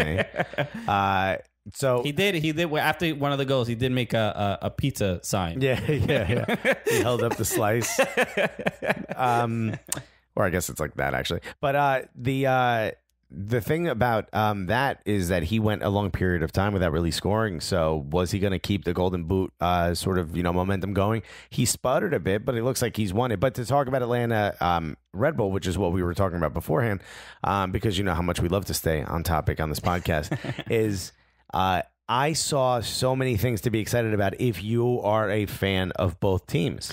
I agree. I think is a good sign, especially heading into the playoffs, that this is what you want both of your teams to be playing like. Especially Atlanta, I think they have more to take from this game, given that Almiron was not even there. Almiron was not there, and Justin Martinez was not happy getting off the field. Yeah.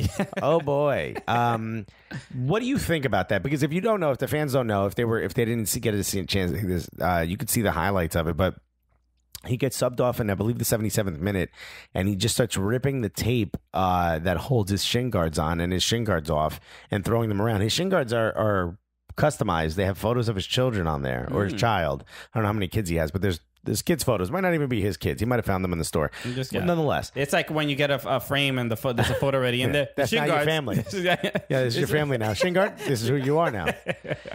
So he just starts ripping the tape. He leaves it there. It's like pink tape. It's all over the place.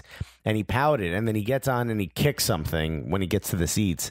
He's just not happy. What did you think of that?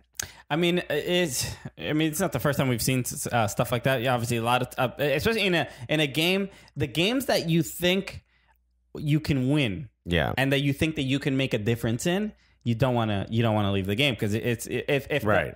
I think at some point maybe the coach's strategy is like, you know what, we're probably not going to get 3 points here. Right. Let's try to keep let's try to save some kind of result. So.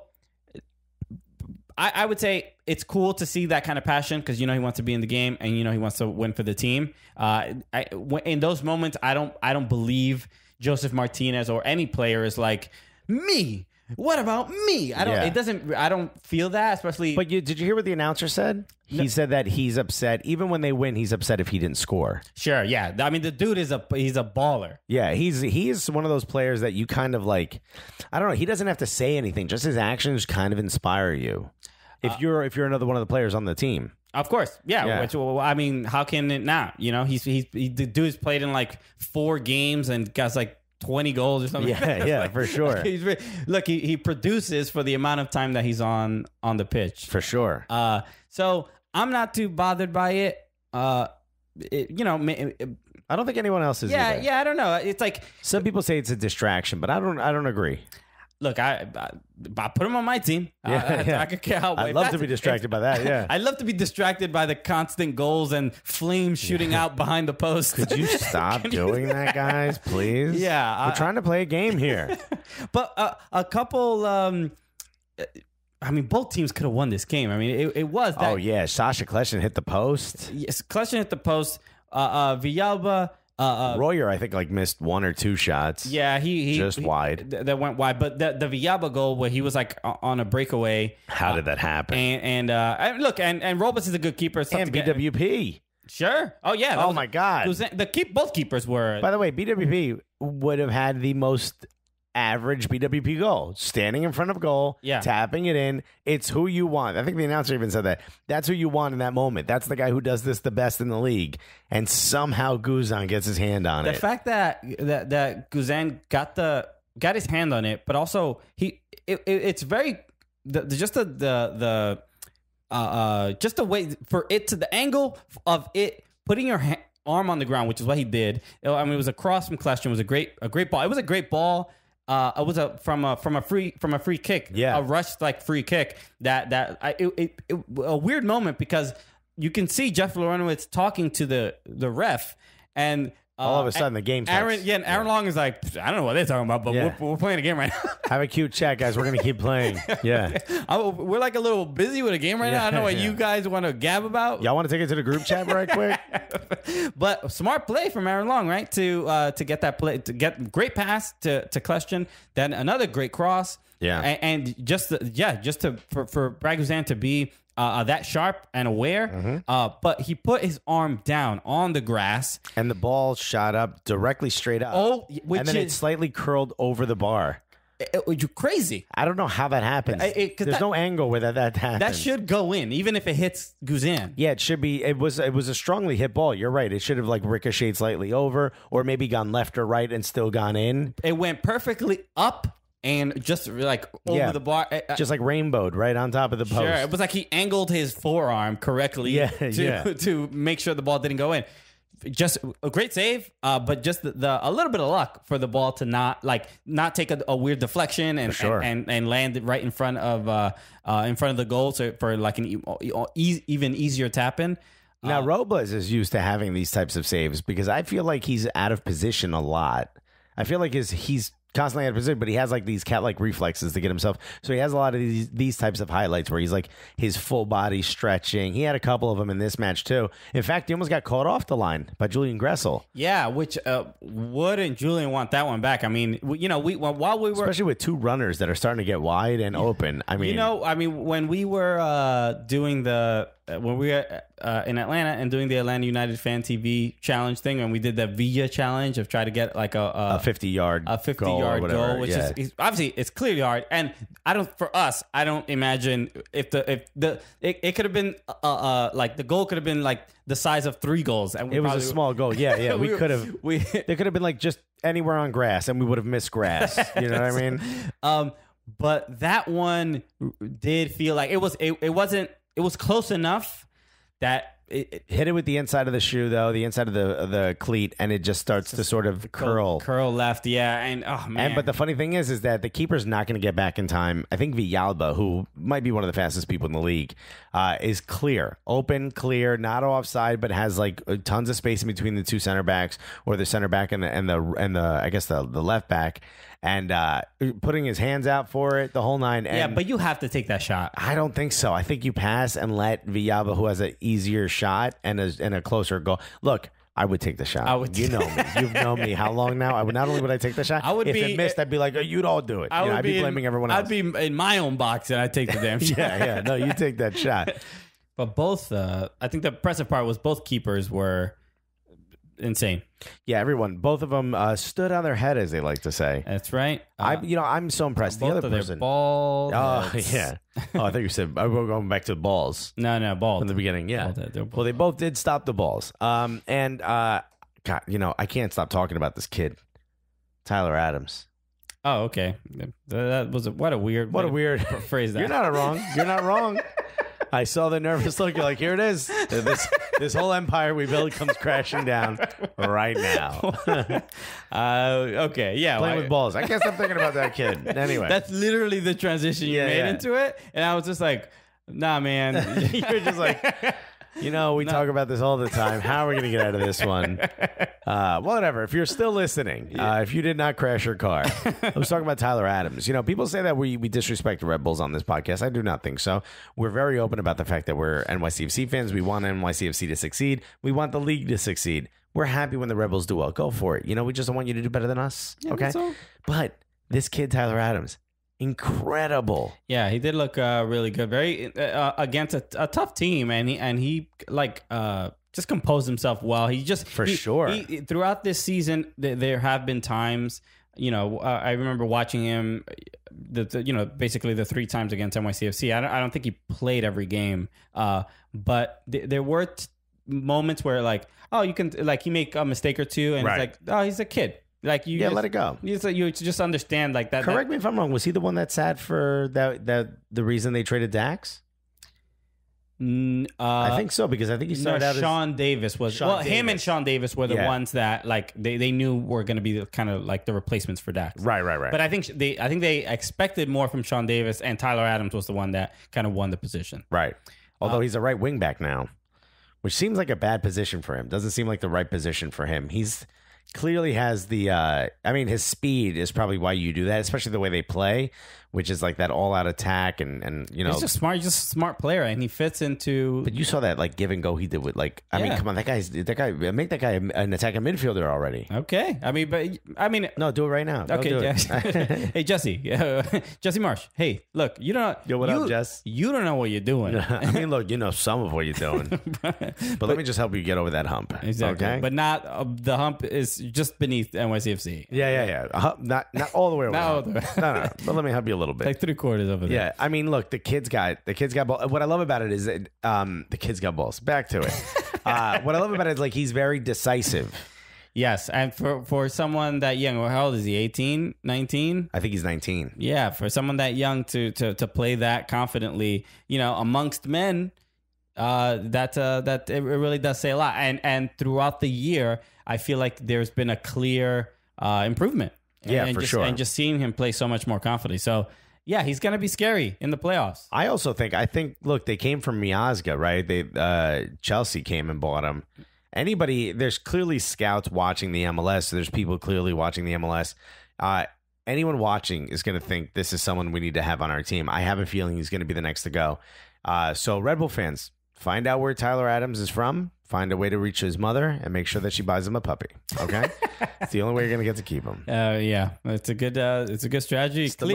You know what? We have evidence of it working. There is. So there's a precedent. Yeah, it's one variable, but it's worked. Yeah. Well, what kind of puppy? I'm curious as to what kind of puppy. I know. I want to go. I was trying to find a picture of a dog. Scroll through. Imagine it's ugly. Just one of those where the tongue is always sticking out. How dare you give up Europe for some ugly dog? Not for an ugly dog. Jordan, you can do better. You know who was upset about that whole thing? His girl is like, oh, so I'm not enough? It's me and the puppy is the reason you want to stay here? Because she would have had to go to Germany, right? With him, maybe? Yeah. She loved him. She probably wanted to go to Germany. She was like, oh, that'll be nice. Nice to change a bit. Because of the dog? Yeah.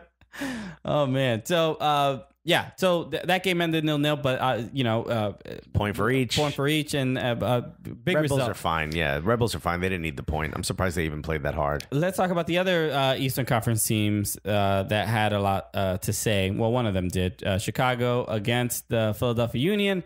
The Fire win this game 3-2. We got a hat trick from Nemanja. Nicholas, I feel like there should be beautiful, bubbly music playing whenever we say his name. A twinkle in my eye. Or in his eye. Yeah, dude, beast. We talked a little bit about it at the beginning of the segment.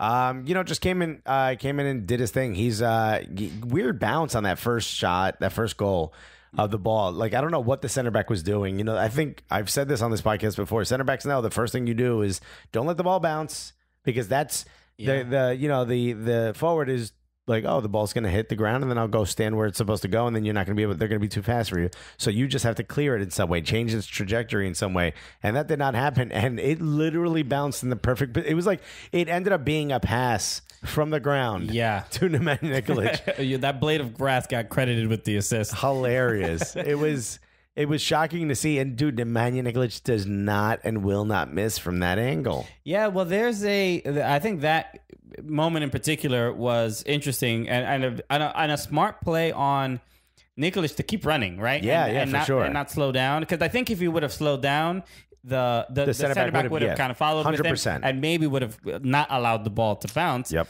And what more surprising was Nikolic, making the smart play to keep running. But he's not really known for being a fast guy, but he outran the center back, and he's just one of those dudes that if he's too close to the goal, that's it. You're already messed up. Yeah. You don't even put him in that position. Like, what was that movie where like once you see them, you're already dead? You know what I mean? That's Nemanja Nikolic. Yeah. Once he's in front of the goal, he's gonna score. Yeah. But him getting it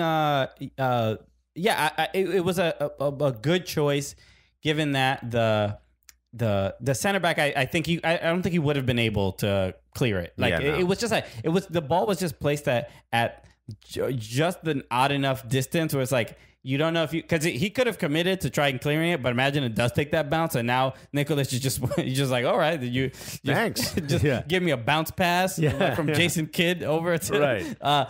And he handled it well. But those were those moments that, like, if David Accam did that and he just burned through the last defender, you're like, okay, cool. Yeah, that's his. But Nikolic adding some new tools to his game, buddy. He wants that golden boot. Yeah, it looks like he's gonna get it. I mean, yeah, I can't imagine Valeri or WB score. I think 4 now.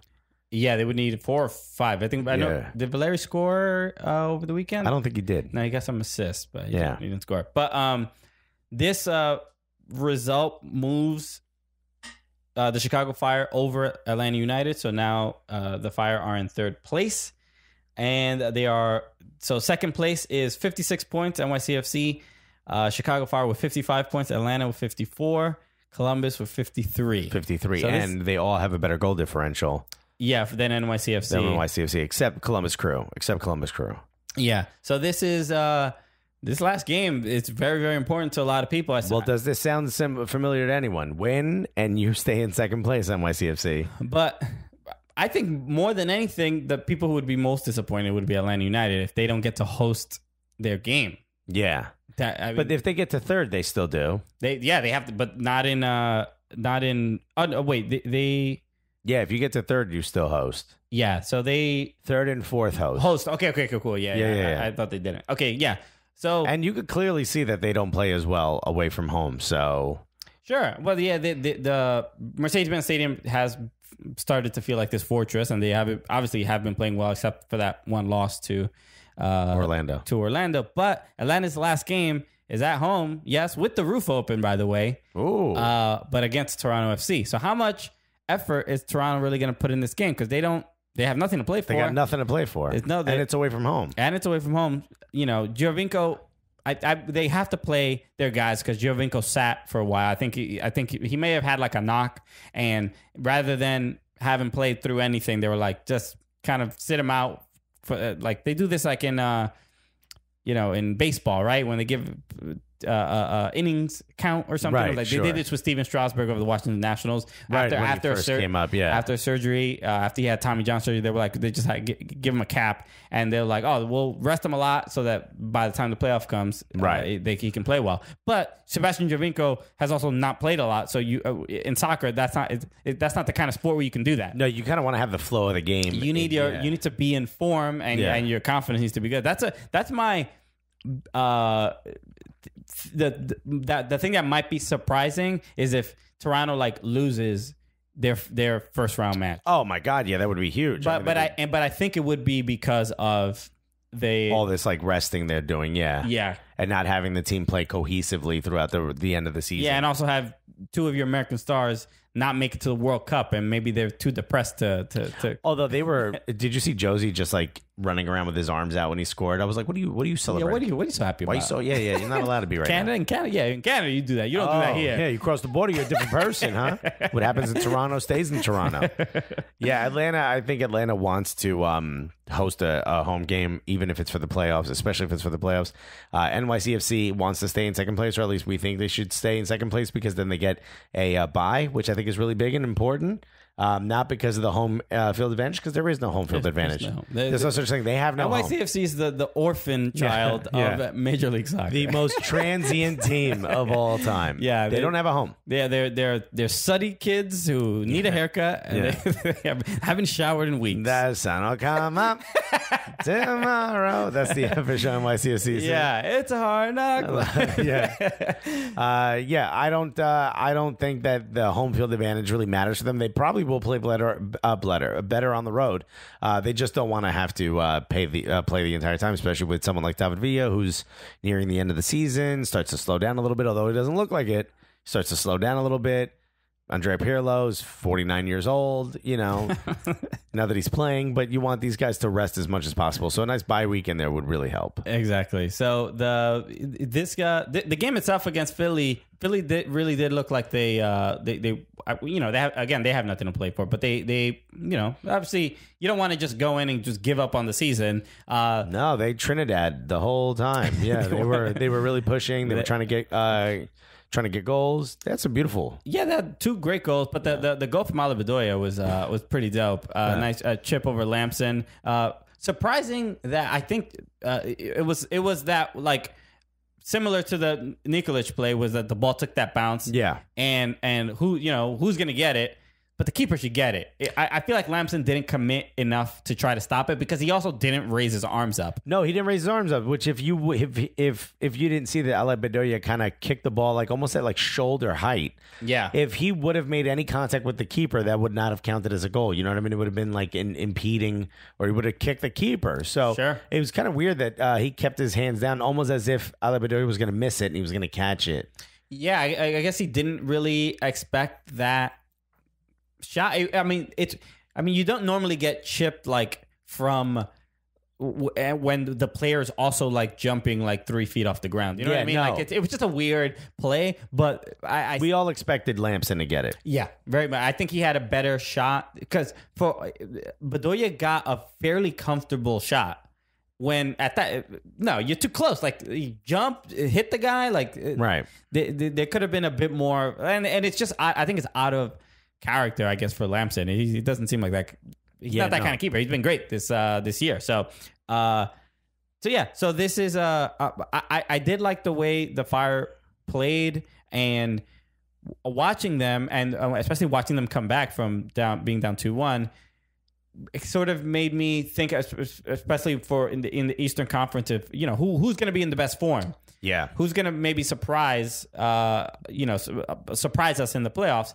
And Chicago's getting hot definitely at the right time, when in comparison NYCFC is not. They have not won in 5 games. You want to go into the playoffs in good form and hot. I mean, you watched last year with Seattle. They looked like they didn't even belong in the playoffs, and then they caught fire, and there was no stopping them all the way through the MLS Cup final. NYCFC seems to be heading in the wrong direction. We don't talk about Chicago as much anymore towards the second half of the season, because they struggled a lot more than they did in the beginning of the season, where they looked like they were unstoppable. They're starting to get back to that. Yeah. Could you calm down? Tone it down, guys. Yeah, come on. You only you're nipping at the NYC heels. Come on, buddy. Relax. We're all in the playoffs. Everybody pass it around. Yeah, you guys. Like Radamel Falcao was saying, guys, take it easy. We're all in it. Come on. Just whispering. Everybody's just whispering. Yeah, just calm down, man. What you doing, bro? We're all trying to party here. Yeah. Don't do too much. Don't be extra. So speaking of NYCFC, they did go up to Foxborough to play against New England. Who has nothing to play for. Who has 0 to play for. They benched pretty much all their starters. They didn't start this game. No Kai Kamara, no Juan Agudelo. Especially their forwards. They gave a lot of new guys like a chance. Yeah. And they did a lot with that opportunity, because the NYCFC did lose this game 2-1. Or let's And say it really was 2-0. let's I'll rephrase it. New England Revolution won this game 2-1. Yeah. I don't want to. Oh God, God forbid we disrespect New England Revolution. But they did play well, and I really felt like they did want revenge from that game at Yankee Stadium. Very much so. That they were leading and they ended up losing. So, but easily the most controversial moment of this game, a red card issued to, I would say arguably the one person on this planet who does not deserve a red card ever. No, and For any offense. this is his first red card, if His I'm not first mistaken. red card. You know what? And I wasn't sure about this because after I watched pretty much every NYCFC game, and I honestly thought that was Jack Harrison's first ever card in MLS. No, he did get it. I think he's had 2 yellows. He's had 3 yellows total. But 3 yellows in 2 seasons, and basically 2 full seasons. Yeah, he doesn't foul people. He's not but he's an aggressive defender. He's not like, he doesn't let people, he's not Andrea Pirlo out there. No. So I was just surprised that he was issued a red in the first place. So if you guys didn't see this play, Jack Harrison has the ball. He's running through a bunch of defenders, takes a too hard of a touch. The ball is in front of him. He does, he slides to try to secure the ball. Yeah. Runs, 1 foot kind of runs through Teal Bunbury, who got the ball. Yes, studs up. Not the most aggressive of challenges in the world, but... Well, the announcer said it was a 2 foot. It wasn't. It wasn't, yeah, exactly. His other foot came back around after he already took out Teal Bunbury. The issue was the studs up. Now, I know a lot of people say he didn't make contact and so on and so forth. Look, you can't slide with your studs up. I don't think it should have been a red card because I don't think it was the intent was there to harm. Nor did I think, how a red card is issued. A straight red is tough. A straight red is like endangering the safety, right? Yeah, yeah. And was it a rough challenge? Sure. Without a doubt. But to go and just say that's a straight red, it wasn't 2 feet. It was, and he wasn't like going incredibly fast. It didn't look like brutal where you're like, this guy got to go. And then, also for the type of player he is, who is not very aggressive. As soon as it happened, he went up to Bunbury and was like, hey, dude, are you all right? And he's a good kid. He's a good kid. And he was kind of standing there and he goes, I think it's going to be a red. And as soon as he got a red, he just saw it. He didn't argue. He turned around and he walked away very mad at himself. Yes. Even after the game, Patrick Vieira was like, he didn't understand why the ref. He really went in on the ref, which to the point where he's probably going to get a fine. Oh yeah, he's getting fined. I'm paraphrasing, but he basically said he doesn't understand why that was a red card, and he's not only is he concerned about the refs' quality, but he also said he doesn't even understand who's even picking the refs for these games. He really went in. Yeah, which if you're a fan of Steve Birnbaum, you're probably thinking the exact same thing. Yeah, worse things have been said about Mark Geiger. Yeah, so, but yeah. This, look, it wasn't a red. That's it. Clearly, by the letter of the book, because it was studs up, it's a red, but not a straight red. I can't imagine where that's. Like you said, the intent wasn't there to harm. So, no, you said that. I didn't say that. You said. No, you said there was an intent. I'm just look. There was not. I agree with you, but I'm just letting people. I'm letting you know I didn't say that. You said it. You just said that it wasn't. The straight red is typically to endanger the safety. Okay, that's what I meant. I meant to repeat that. Look, I don't know what Jackson 10. What if Jackson 10 wants to break Bunbury's leg? Instead of apologizing, he was like, "Next time I'm gonna get you." That's what he whispered. Because I don't know what his intent was, but it didn't. Well, he's a good dude, and there's no way he was. Obviously, he wasn't trying to hurt anybody. But I think it was a little bit of a reckless challenge, and it's one of those. Oh, I lost the ball. No, I don't want to lose it. Quickly recover it. So look, that's the decision to. Well, I mean, not the decision to make the decision to make the challenge is the bad idea because that's him scrambling like, oh, I made a mistake. But it's the now don't take too hard of a touch because this is a possibility. Yeah, and it's only going to make him better, and he's going to have to sit out the next match, which is not good for NYCFC, who wants to keep hold of that second place position. Yeah, but one of the things that upset me most about this game is seeing Kyrie Sheldon, who did score in literally the last second, or in the last like 10 seconds of the game, but why isn't Jonathan Lewis? I don't even think he was listed. Jonathan Lewis is one of these players who was even considered fringe for being rookie of the year. I mean, because he had a couple great outings. Why he wasn't even listed in the 18? Like, what's going on? Well, based on the NYCFC supporters group Facebook page, that is always accurate. But I have no idea if this is valid at all. But from what I've heard is that apparently Patrick Vieira is a little critical of Jonathan Lewis, and he feels he's a bit arrogant and he's a little too overconfident, and we saw that last year. Remember, there was the Mikey Lopez, Kyrie Shelton video. That it was just social media of them saying like, "Yeah, we're gonna get 3 points in Dallas," which wasn't even that big a deal.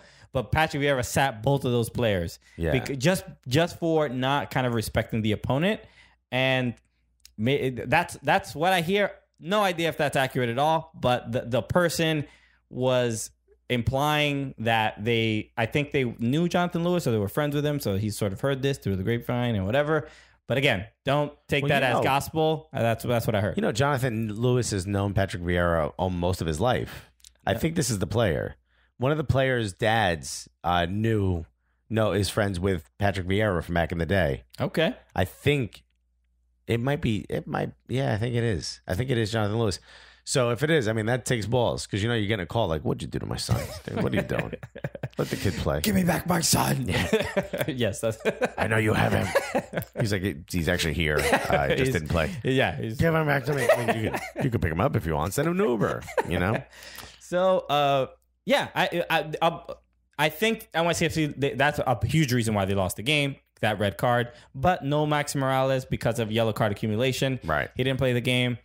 Who's a big reason for, and it's a nice rest for him too. Yeah, and he's the guy. I mean, he is the pendulum that makes that team swing. So yeah, exactly. So him not being there, I think there was a lot of confusion, and you sort of saw that that connection between the midfield and the forwards wasn't really there. No, in fact, if you look at the goal that was scored, was Alex Ring with a long ball that took a mishap. Yeah. Misbounce, and then Kyrie Shelton just found himself in the right position and sort of had it looping over the keeper. Sure, but I was more concerned with even when when NYCFC was at full strength, the I don't know, just the lack of opportunities, and maybe it was because Maxi Morales wasn't there. But it's exactly because Maxi Morales wasn't there. Because look, Tommy's a great player, but he's not that guy that sends in those through passes. Yeah, it's just wild. Like, because even seeing Alexander Ring and who is, I think he's up for MVP candidate. I mean, he's not gonna win, but like, getting that recognition deserves the recognition. Very important part of the game,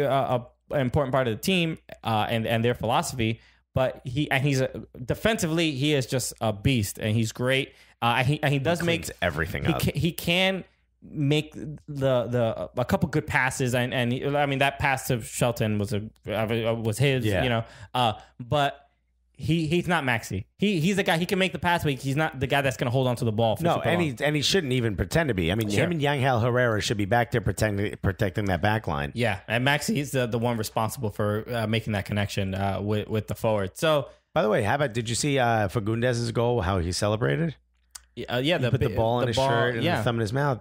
Maybe his girl's pregnant. Maybe he's pregnant. Good for him. Hey, good for them. Maybe he's pregnant. Yeah. We don't want to make any presumptions out here. We don't know. We didn't ask. No, but you know what? It's a new day. We don't know.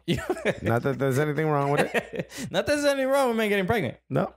Get pregnant? Come on. Get on Oprah. Go on Oprah. You can do whatever you want. But congratulations or good luck to him and his family if that's what that was. Yeah. If it wasn't, you've got us all.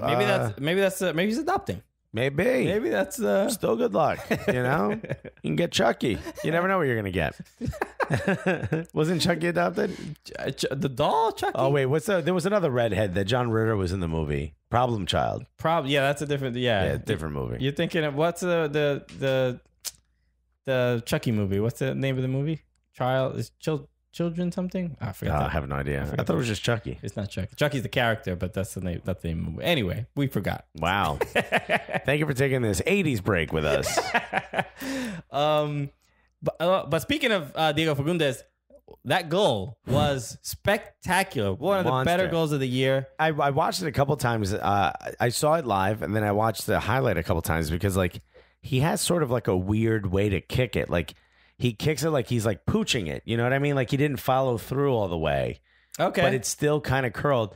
And I was watching because if you go, he hit it with the putter. yeah. Wrong club, great hit. Great.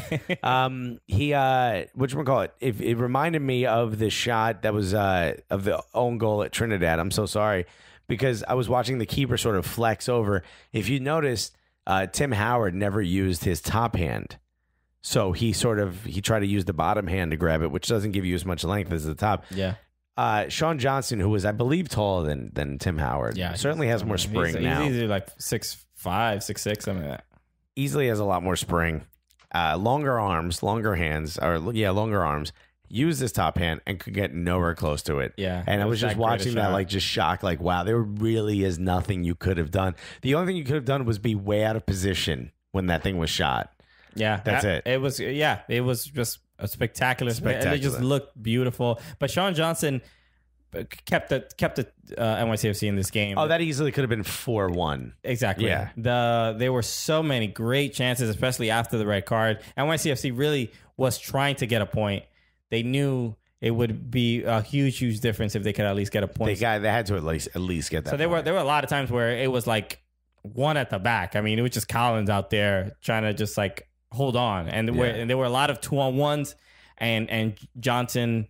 Yeah, he's the reason why there weren't more goals getting by him. I mean, he made some unbelievable saves, especially when Kai Kamara and Juan Agudelo came in the game. They were like, "Yeah, we're gonna eat these dudes up." They had fresh legs, and they were just running amok. And what sucks is if you're a New England Revolution fan, I don't know if we have many listening to this podcast. I hope we do. I don't know if there's many New England Revolution fans too that exist that can listen to a podcast. Yeah, there's just not enough of you to download this. They all gather around radios. They just don't have phones. And the Tom Brady jerseys. Yeah, that's right. You can deflate the ball as much as you want. It's, you got to throw it still. They're having that argument. But one of the things that it's got to upset you is the amount of firepower and talent that's on this team after Jay Heaps gets fired and they're not making the playoffs. They're playing at a different level. They're playing at a higher level, and they're still not going to make the playoffs. I mean, they were trash all year. I mean, I don't feel bad for them. Not all year. They started out pretty good, but yeah, no, you're right. They were not necessarily the best. The what was it? The second goal, which happened in like the 91st minute, was it was one of those like Frederick Brillant just went to the ground for no reason. I mean, what are you gonna? You have to like. You have to do anything you can, but Sean Johnson did make that first save, and Fagundes got the rebound. Ben Sweat poked his head up and then saw the goal went in, just laid back down, just like they were gassed. They were down to 10 men. Tough game. What are you gonna do? When I saw the last NYCFC game where they went down to 10 men, Patrick Vieira, I believe they won that game, and Patrick Vieira talked about how he saw Chile use 3 at the back, 3 in the midfield, and 2 up front. Right. 6, 7, 8. No, that's not enough players. 3, 4, 2. Right? 4, 4, 3. Yeah, 3, 4, 2.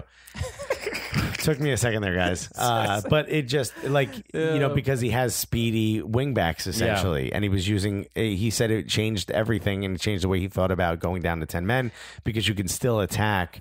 As long as you don't have to do it for the whole game. They did not do that this game because I just don't think they had the right midfield to do that, and that is missing Maxi Morales. Yeah, and I had that feeling like, after the red, I'm like, they're gonna do what they did with against the Chicago Fire. Yeah, and this is gonna be great, and we're still gonna be fine. We're gonna be fine.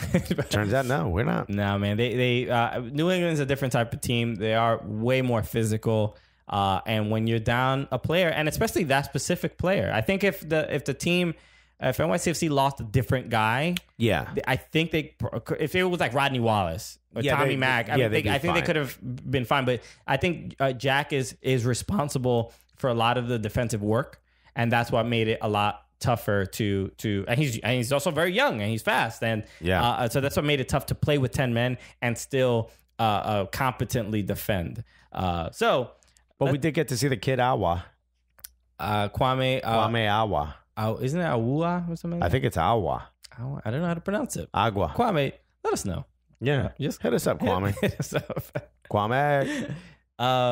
He came in for a few minutes. I think, it was one of those needing those fresh legs. And nice, get in there. He's played once before, I believe, but it was nice to see him. Give him some burn. So let's go over to the Western Conference and talk about a couple of those games. Yeah, this is tight. I think we didn't. I don't think we were going to talk about this, but Vancouver, I think, lost. Right? Vancouver, did they lose or draw? I think they drew. You're right. They drew. I think they drew. They drew at home, if I'm not mistaken. Yeah. Well, I guess we'll look it up. But we're in the process of looking it up. The games in general, where finally, because before the week started, before the game started, Vancouver was the only one to lock up a spot in the playoffs, and now we have Portland, Seattle, Sporting Kansas City, and Houston. So the only available spot is the sixth place. Real Salt Lake is making a push. Yeah, they lost their game against Colorado, which is ridiculous. Ridiculous to lose that game. I know, against a team that has literally nothing to play for. And you know what? Frankly, I wanted Tim Howard to get like 8 goals, get by him. Yeah, that game. You were angry. This was retribution. I really was. I really was. But so San Jose has the spot right now. FC Dallas is tied on points, but goal differential is why San Jose is up there. I do not want San Jose in the playoffs. I want RSL is a way more exciting team. San Jose, it's a waste of a playoff spot. Did you see the lineup that RSL put out? Their lineup artwork? No, I didn't. They remember how FC Dallas put in Barrios and then took him out for Tisho Akindele? Yeah.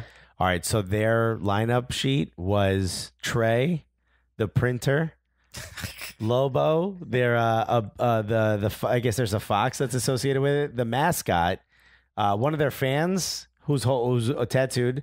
The other fan who dresses like a stormtrooper, Barrios, was in there.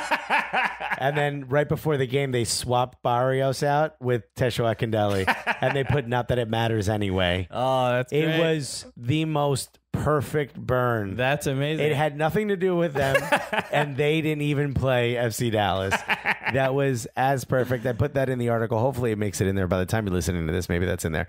But you're reading that. But I tried to put that in the article. That was such a great burn. At first I didn't get it.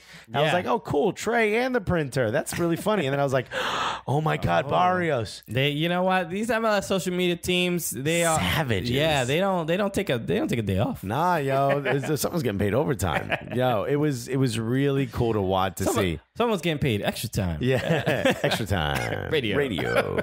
Cool new studio. Let us use it once. Yeah, why not? Imagine we just show up. We're here to use the studio. Yo, get the mics over here. Yeah. What do you do? What do you do as far as mics? You gonna lab me up? Yeah. Hey, lab me up. Yeah. Let's get somebody to put their hand in my shirt real quick. Lab me up. So some of the Western Conference games that were pretty awesome. Cascadia. This region is it's hot right now. It's hot. Seattle against FC Dallas. FC Dallas has, slippery slope is not. This is a well-oiled wall. They are sliding down. This is one of the most playground slide. Yes, that's hanging perfectly vertically. I have never seen. This is like a rock being thrown out of an airplane. How fast they're falling. Yeah, it is weird. I know a couple months ago there was talk of Urruti. Urruti said he's leaving at the end of the season. And there were 2 players that somebody else going said. Back to like Argentina. I feel like all of them are leaving. They're like, take us all to Argentina now. And it's just so. This is Major League Soccer, right? Just playoffs. What are you guys doing? Well, but there is this, from having one amazing season.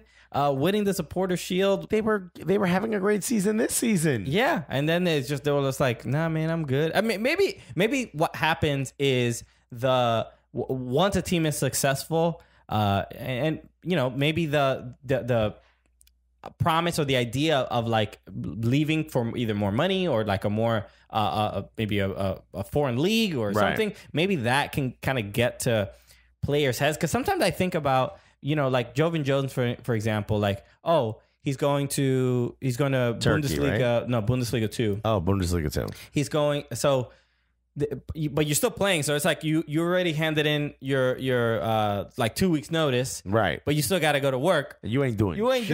You ain't doing shit. So, but not doing shit. You obviously can't not do shit. No, you're just showing up, but you're just slapping shit off of people's desks that you don't like when they're not there. But it's a little different, right? Because I would say for the most part, the risk of injury, where you're like, you don't want to take, you're not going to take that challenge the same exact way. No, not at all. That's why I say, like, I don't understand why why would you allow this to happen? I mean, if he wants to leave, but you can't announce it like the third week of the season. Exactly. I'd be like, yeah, you leave now. So maybe that can... Diego Costa isn't at Chelsea right now. He wants to go back to go now.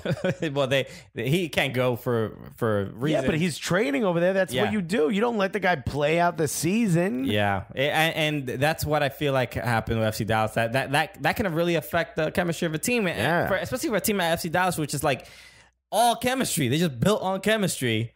So it is a big surprise, but they lose this game 4-0. I mean, geez. they're playing bad, and then there's FC Dallas. Yeah. I mean, so this is not you have to try this hard, so much harder to lose this bad than to even just win by 1 goal. Yeah, it's it's you don't want to be labeled. Do you pull an FC Dallas? Yeah. Like, that's no good. You heard what happened to Steve? The FC Dallas. Oh no. Wait. Is he going to be okay? I don't know what to do, you know? We got to call it. Well, who's his emergency contact? We got to say something. Who's his next of kin? You need to have an intervention. If you're FC Dallas, I mean, you're just waiting. You're just ready to rip this thing down and start from scratch next season because this is not good. And I said Vancouver, speaking of the West, I just said Vancouver would be the one in the MLS Cup final. I said that at the beginning of the season, right? They're playing that super defensive style, which is really hard to beat. So they may, and you can see how many runners they send at the goal whenever they have the ball. It's just everyone's barreling towards the goal. Someone's going to score a goal. But to your point earlier, I kind of want to see RSL. I would love to see RSL. They play Severino? so much. Watching them is so much fun. Jefferson, Severino. Yeah. That's what I want to see. Dude, they are so much fun. Rusnak. Yeah. I want to scream that name. Rusnak. I want him to score a goal. Joao Plata. Yo, dude, Petke. I mean, look, it's so funny. Like, we were talking with Matt Doyle about Jesse Marsch, right, being a great coach. I think he's probably going to be the next men's national team coach. A lot of the... Marsch? Jesse Marsch. Okay. There's been rumors of it in the past. I think he's a better... What the hell was he doing all that crediting crap in Europe? He's trying to get himself ready. He's like, what, you playing the NYCFC? Don't worry about it, baby. I'm going to be coach of the national team. I'll be back 5 minutes before the game starts. Come on, give me a break. Yeah, what, do you not know how to play soccer? You need me to tell you what to do? You forgot. Bunch of children. Get your ass out there. Do what you know how to do. I think Jesse Marsch can be and should. I think he really should be, unless we get like a European coach or a South American coach like a Tata Martino, who has just like an overwhelming amount of experience. Because remember, he was the Argentina coach and took him to the World Cup final. So not a bad choice. I don't know. I think Petke, a lot of the fans are mad at Jesse Marsch, or don't want him, don't think he's a great coach. And I think they're having a little bit of that could be us. Oh, when it comes to what? Watching RSL. But I mean, they're not in the playoffs right now. What do you mean? No, but I think they're watching how they play, and they're like, Petke's their guy. Okay. And I think, look, he's proved that he's a pretty good coach. He has a fun style. I mean, I don't know. I think that's what the Red Bull fans are doing. Look, if there's any Red Bull fans listening to this, let us know. Is this some of the reason why you are very kind of against Jesse Marsch, or want him to leave if they don't make the playoffs or if they don't do well in the playoffs? Because there is that sentiment is growing. Sure, that's fair. I wouldn't say Petke's a better coach than Jesse Marsch. I wouldn't either, but it is fun to watch Petke. Petke clearly, without a doubt, wasn't like this like mumbling, stumbling guy that they kind of made him out to be when they let him go. Sure, yeah, and he is. He's look. I mean, if they don't make the playoffs, incredibly disappointing, and they're not in control of their own destiny. They needed to win that game against Colorado. Yeah, and it's a blemish, and it's a sad sort of ending to the season if they don't get there. Sure. And without a doubt, RSL, whoever's in third that they would play against, would have a legitimate chance to beat that team. So whether it's Seattle or Portland, so it would be a way better matchup than San Jose. Whoever's in third would probably want San Jose there, and if it's Seattle, they would love FC Dallas there again. Would be nice. Just get that guy back up here. Just keep the game going. Just keep the timer going. Yeah, don't worry about it. We're gonna go for 6 points. So, but the game, they just look spectacular. Seattle, again, another team that is like, you want to look this good. heading into the playoffs. Yeah, they're doing it again. 4 goals, and especially to get goals from not your normal dudes. Yeah, Rodriguez. Victor Rodriguez with the new signing, right? He came in the middle of this season. And that was a great goal, great pass from Dempsey to lay it off. But the first touch from Rodriguez just placed the ball perfectly. Amazing to get it past Jesse Gonzalez. And my favorite goal scorer in the league at this moment. I mean, the best man. Is he the bouncing bear or the dancing bear? I'm not sure, but Will Bruin. Yeah. Dude, this guy scores some of the most odd-looking goals. He's just he's all shoulders and torso, that man. Dude, he is. He looks like he swam before he ever became a soccer player. Yeah, swimmer's body on him. He does look like he has an Olympian swimmer's body. And he's just like he's not going to chase you down. He's not going to break you down one-on-one. He just happens to be standing there. The ball hits him in the foot and goes in.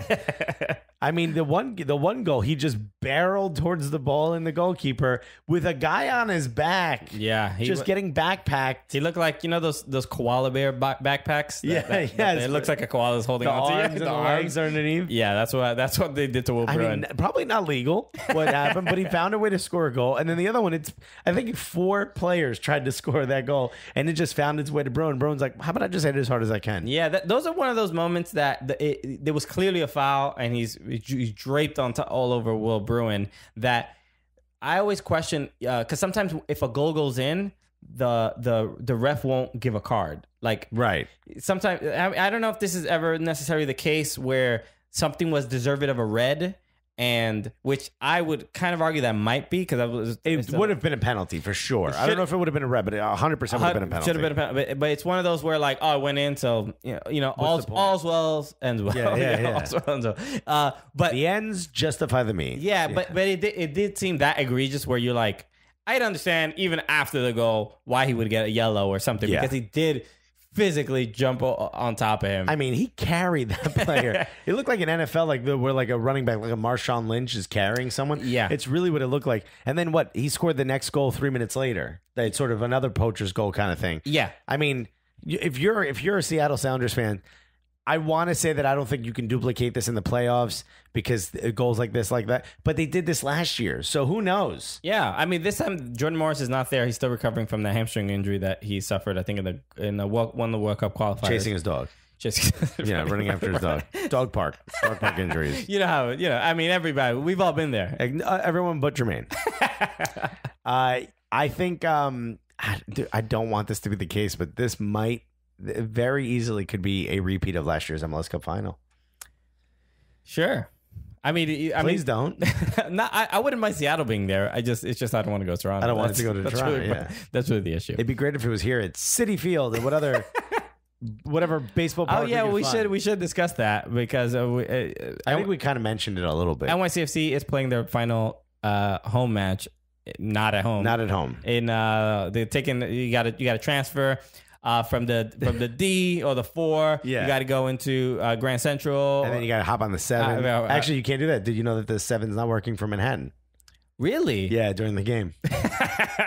So okay, hence why Rodney Wallace and Ethan White were on Hot 97 today. I will book my horse and carriage all the way to Queens Village. So I'll be coming up for the game. I'll be coming up from Brooklyn. Are you driving? No, I'm not driving to Citi Field. Although there is a huge parking lot there. Parking, but it's not. I don't think it's cheap to park. But it's. I mean, it's easy to get the right train. It's not like an issue. But it is not far from La Estancia de la Espiga, which is the greatest tacos you can have in all of New York City. I couldn't tell if that was a restaurant or a new novela. It does sound like it. Dun, dun, dun, La Estancia de la Espiga. By the way, owned by a Cuban guy, which I just found out.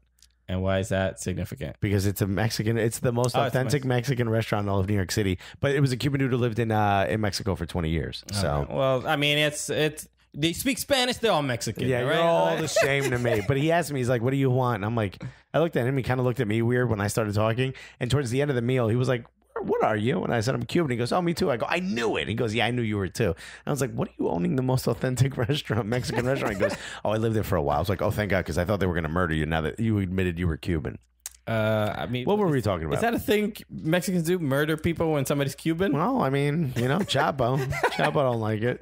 If Chapo don't like it, if Chapo don't trust you, he's gonna shoot you. I got nothing to do with it. Yeah, and we all live ourselves on Chapo standards. What does I always ask myself, what would Chapo do right now? WWCD. What would Chapo do? So let's talk about the other team, the other rival in the Cascadia region. Portland Against DC United. Oh, Poor boy. DC United. You don't expect much from DC United. They tried to make it a game. Well, clearly DC United FC Dallas this whole thing in Portland. Because another team losing 4-0. Portland put it on them. Literally, physically. I mean, poor Steve Birnbaum. Portland. It's funny. I'm not a huge Darren Maddox fan, but that play where he chased the ball. I mean, this just the one thing he has is a lot of pace, and man, he trapped. I mean, I forget what defender it was that kicked the ball lightly back to their keeper, and Darren Maddox is like, do you know who I am? I'm gonna just pop this thing into fifth gear. Yeah, and he kicked the ball out of the position and flipped over the goalkeeper and drew a penalty. And who was the goalkeeper? What do I forget? Oh yeah, it's Blake. No, it's Steve Clark. Remember Steve Clark? Oh, that's right. The old Columbus keeper who made those 27 seconds. 27 seconds, gave up that goal in the MLS Cup final in Columbus. He got a little refresher. I was like, oh yeah, that's why I'm not going to the MLS Cup final. I remember these guys. Yeah. Oh my God, this is. I wouldn't be surprised if Steve Clark was like, man, this feels just deja vu all of a sudden. I feel like this has happened before. But penalty. Valeri does his thing. No big surprise there. A lot of people believe, I do as well. Valeri is probably going to win the MVP. He's deserves it for sure. Playing that well ever since Fernando Adi gone. He's like, I got you. He's like, he's just held the team on his back, man. Portland has been playing so well. Blanco though, a couple. I mean, Blanco had a great game though. Blanco, a great goal from Blanco. Sebastian Two great Blanco, goals, I think, right? He had the second one was there was a body on the ground. Yeah, first, no. So I mean, they actually had to pause so Igor could tattoo a teardrop on his eye, and then they kept playing after that. It was an interesting break. Yeah, Igor just like put his bag down on Steve Birnbaum. He's like, "Don't worry about it. You ain't getting out." Igor, Igor Mortis, tattoo baby. artist in Portland. He tattooed some. The official tattoo artist of the Cooligans in Portland. Exactly. So, the first goal. What a great layoff from Valeri. Great move. I mean, Valeri.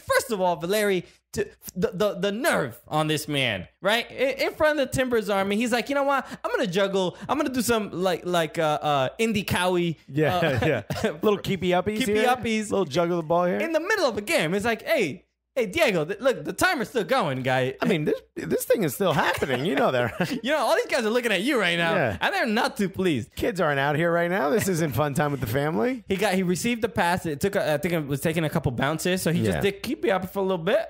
Yeah, he did one of those like remember Darlington Abbey had a similar thing where he did the keepy uppy and then he volleyed it. Yeah, but this was a little. He did it. I think he did like 3 touches. Yeah, it was a little much. He's really being like, you don't have to vote for me for MVP, but look what I can do. But it did feel like he put the defenders in a little bit of a trance. Like, is he really doing this right now? He's good at this. Did they blow the whistle? It really felt that way. It felt like a boxer, a little Muhammad Ali kind of like, bobbing and weaving, just like kind of putting, you don't know what's coming next. He took a couple of those touches, keepy uppies, and then that was the one that he laid it off to Powell. Yeah, that was. This was the Powell miss, right? No, which one was? No, this was the Powell. The one he did the keepy uppy was with. I think that was a Powell miss. No, there was a goal. There was a goal that happened. Oh, then I think Powell's. it was because Blanco. Shouldn't we know this for the podcast? No. Now I remember. It was he did the keepy uppy, passed it to I don't know who he passed it. It was either Powell, but then he got the ball back. Yes, laid it off to Blanco. And Blanco with the amazing goal, incredible goal, a Fagundes like goal. Yeah, beautiful curler. But you expect that from Sebastian Blanco. Yes, for sure. Now, Alvis Powell. This is a little, Anything you can do, I can do better. This dude was like, remember in the beginning of the season, we were talking about him for just mushing dudes in the face. yes, and that's it. That's his moniker. Okay, Yeah. he is the Heisman Trophy. We all know him as that. Yeah. What I love is he's like, what is that you think? Is that what you think all I am? It's just a big, mean guy? I've got some grace in me. Yeah, Let me show you some panache. literally holding R1 in FIFA. You know Yes. what I mean? Holding or the right button RB and Finessed it in the goal. beautiful goal. It's just this man is a beast. He's known for his strength. He could have cement feet. I mean, like that is not a thing you expect from him. So But this boy can dance. He not only finessed the ball in the corner, he might have finessed your girl while he was doing it. yeah. Everyone in Timber's army was just moist all of a sudden. They're like, what? Yeah. Just happened. Wow. I am very relaxed.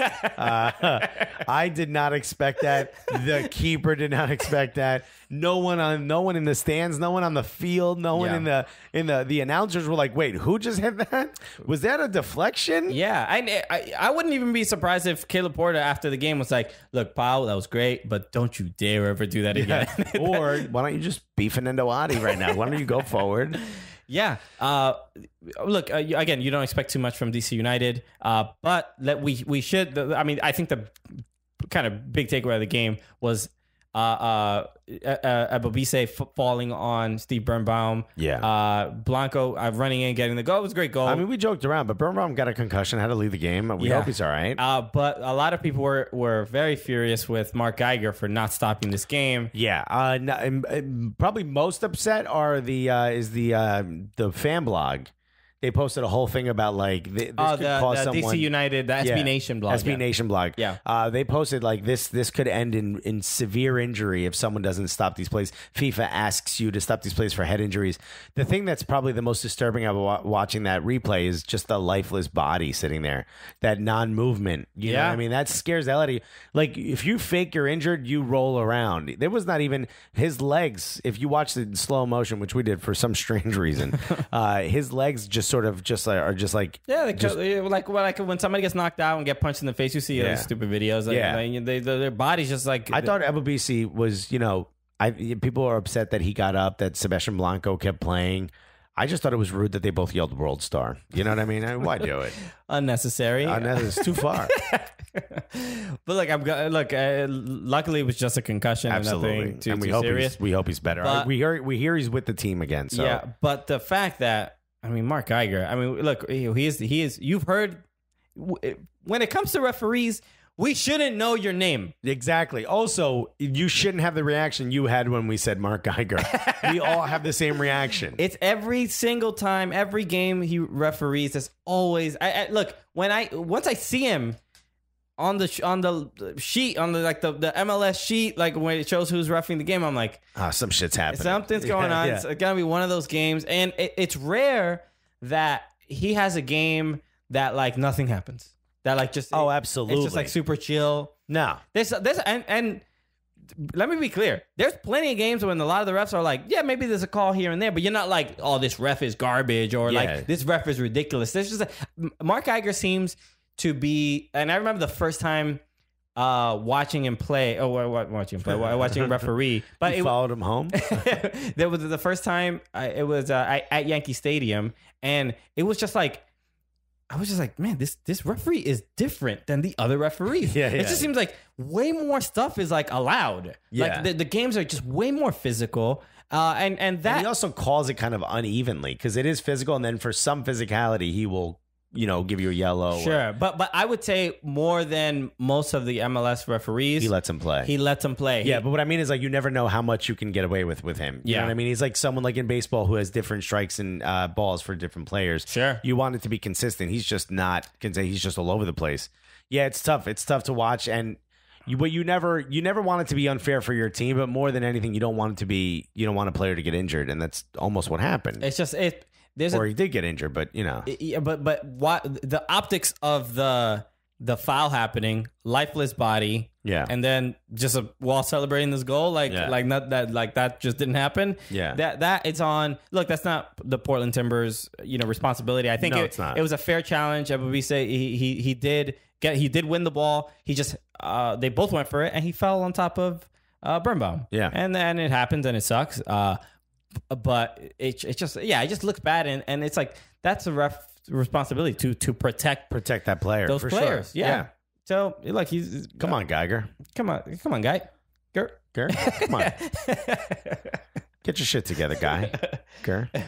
So that's basically what. So what do we have? Yeah, like we said, San Jose is in that sixth position. Portland can get the first position. I don't know if they necessarily need it, but they probably want to win. Seattle Sounders is tied with them on points. Anybody from Sporting Kansas City to Sporting Kansas City, Seattle, Portland, and Vancouver can get the first position. Yeah. So I mean, this is going to be exciting in the Western Conference. So yeah, I mean, the West has all the action right now as to who gets first and second. You want to know who gets a bye. Vancouver needs to play at home. They play much better at home. Portland can play you anywhere you want. Seattle can play you anywhere you want. Sporting Kansas City can play you anywhere you want. San Jose, please don't make it to the playoffs. So just San Jose, just take a break. Let RSL do it. Let's Let's have some fun here. We're trying to have a good time. So let's talk about some just real quick. The decision day. Decision day. Some of the matches. I mean, MLS decision day. The final round. The gulliest of decision days. Atlanta against Toronto. At Atlanta. So is Toronto even going to bring the full team? Yeah, I mean they're definitely going to play their guys because they have to. I mean they know they have to. Yeah. Just because a lot of them haven't gotten much burn. DC United against the Red Bulls. Will they FC Dallas at home against the Red Bulls for the final? The Red Bulls can't get higher seeding in the playoffs. They should probably sit some of their guys. For sure. I wouldn't be DC surprised. United, though, also final game at RFK. We were thinking of maybe going out there. I'm not sure if that's going to happen, but this is the final match at RFK, the end of MLS 1.0. Exactly. And Montreal is playing against New England Revolution, two Who teams. cares? Nobody cares about those. Who cares? Why even play the game? Shake hands, walk away, take a point. NYCFC against Columbus Crew, big game, obviously. At the Fortress, that is City Field. By the way, we've never lost a game at City Field. Not even once. No, we've never dropped points. So, Columbus, you better watch out. You better watch out. Both teams desperately want to win this game. Just the implications, Columbus will get the opportunity to host a playoff game, so that would be huge for them. So they're really gonna go for it. But no Jack Harrison in this game, so who knows exactly what's gonna happen. None. Philadelphia against Orlando. Who gives a shit? Nobody cares. Thank you, Kaká. Hashtag thank you, Kaká. Yeah. Were you hashtag bye bye Kaká? Peace out, Kaká. They very, very emotional send off in the last home game. He cried. He was crying. What are you crying about? By the way, he cried during the national anthem, so you better have some respect for the soldiers, dude. How dare you? Crying during the national anthem. FC Dallas against LA Galaxy. Oh, wow. The battle for who's the worst. Well, FC Dallas could easily win this game. Yeah. But FC Dallas did win. LA Galaxy did win their game against Minnesota 3-0. So maybe they're kind of excited. Maybe they want to knock FC Dallas out of the playoffs. Maybe. Play spoiler, something. RSL against Sporting Kansas City. Tough for RSL, but they're home. They are home, but huge game. Sporting Kansas City could also get the first place if they win this game. So this is going to be... That's going to be a great game to watch. What time is that? That one's at... they're all at the same time. 4 p.m. Eastern. Yeah. All right, very cool. Portland against Vancouver. Huge game. Who gets first place? Winner gets first place. So that's going to be huge. And San Jose, Minnesota. Ugh. Seattle Sounders at Colorado Rapids. Seattle. Well, I mean, what are you doing if you don't win this one? You're home. And Houston at home against Chicago Fire. Wow. These are all great. By the way, you can get tickets for all these at SeatGeek.com. That's right. Did you know that? Use the promo code Cooligans, you get 20% off. SeatGeek.com. All right. This has been a long episode. It's been a long-ass episode. Hopefully, we made you forget about what happened in Trinidad. Oh, I brought it up again. But thank you so much to Matt Doyle. Thank you so much to all the fans, all the new people listening who are like, is it really this long of a podcast? It'll last you the whole week. Yeah, come on. It take little bits here and there. Thank you so much for everyone else that's watching and listening, and everyone who left comments, especially for everyone who shared my first article with MLS last week. Yeah, that was very absolutely nice. very cool of you. We have another one coming out hopefully this week if they approve it. So check that out. That would be really cool. Comment on it. Let them know that you guys care at all, maybe. And yeah, I mean, our podcast has been doing really, really well. We've been getting a lot more reviews. Any other reviews you guys can leave would be absolutely awesome. Yeah, we're currently at 48 reviews on iTunes. All 5 stars. That 1 star magically went away. I wonder how that's possible. Kushner took care of it. He had a friend named Vladimir take care of it. No, but that's a huge thing. We've climbed up in the iTunes rankings by a lot, and it's because of you guys. And if you if you haven't left a review on iTunes, please leave one. It really legitimately helps, and it helps us climb in the rankings, and helps us get to a place where we don't have to do this for free forever. That would be fun. That'd if be we nice. could get just a little bit of pay. My wife would really love it because I can't have her get a third job. Yeah. Just keep in mind that Alexis's marriage is all riding on you guys. It's all you. It's all you guys. If you're listening or watching it, you can help. She has told me, she's like, Christian, you need to help this man get to a healthy podcast numbers and bringing in some real money. Otherwise, I will divorce him. I mean, it was in our vows, so I need to do it. So look, you got it. This is the latest. So she runs this household. What am I supposed to do? Not do it? You know what I mean? You want that on your head. I don't want it on mine. Okay. So if you want to ruin a marriage, don't leave a review on iTunes. Yeah. Okay. Think about yourself, homewrecker. You're ruining this beautiful love that. Yeah. That's it. I was going to say, and everyone listening who's not subscribed, what are you doing?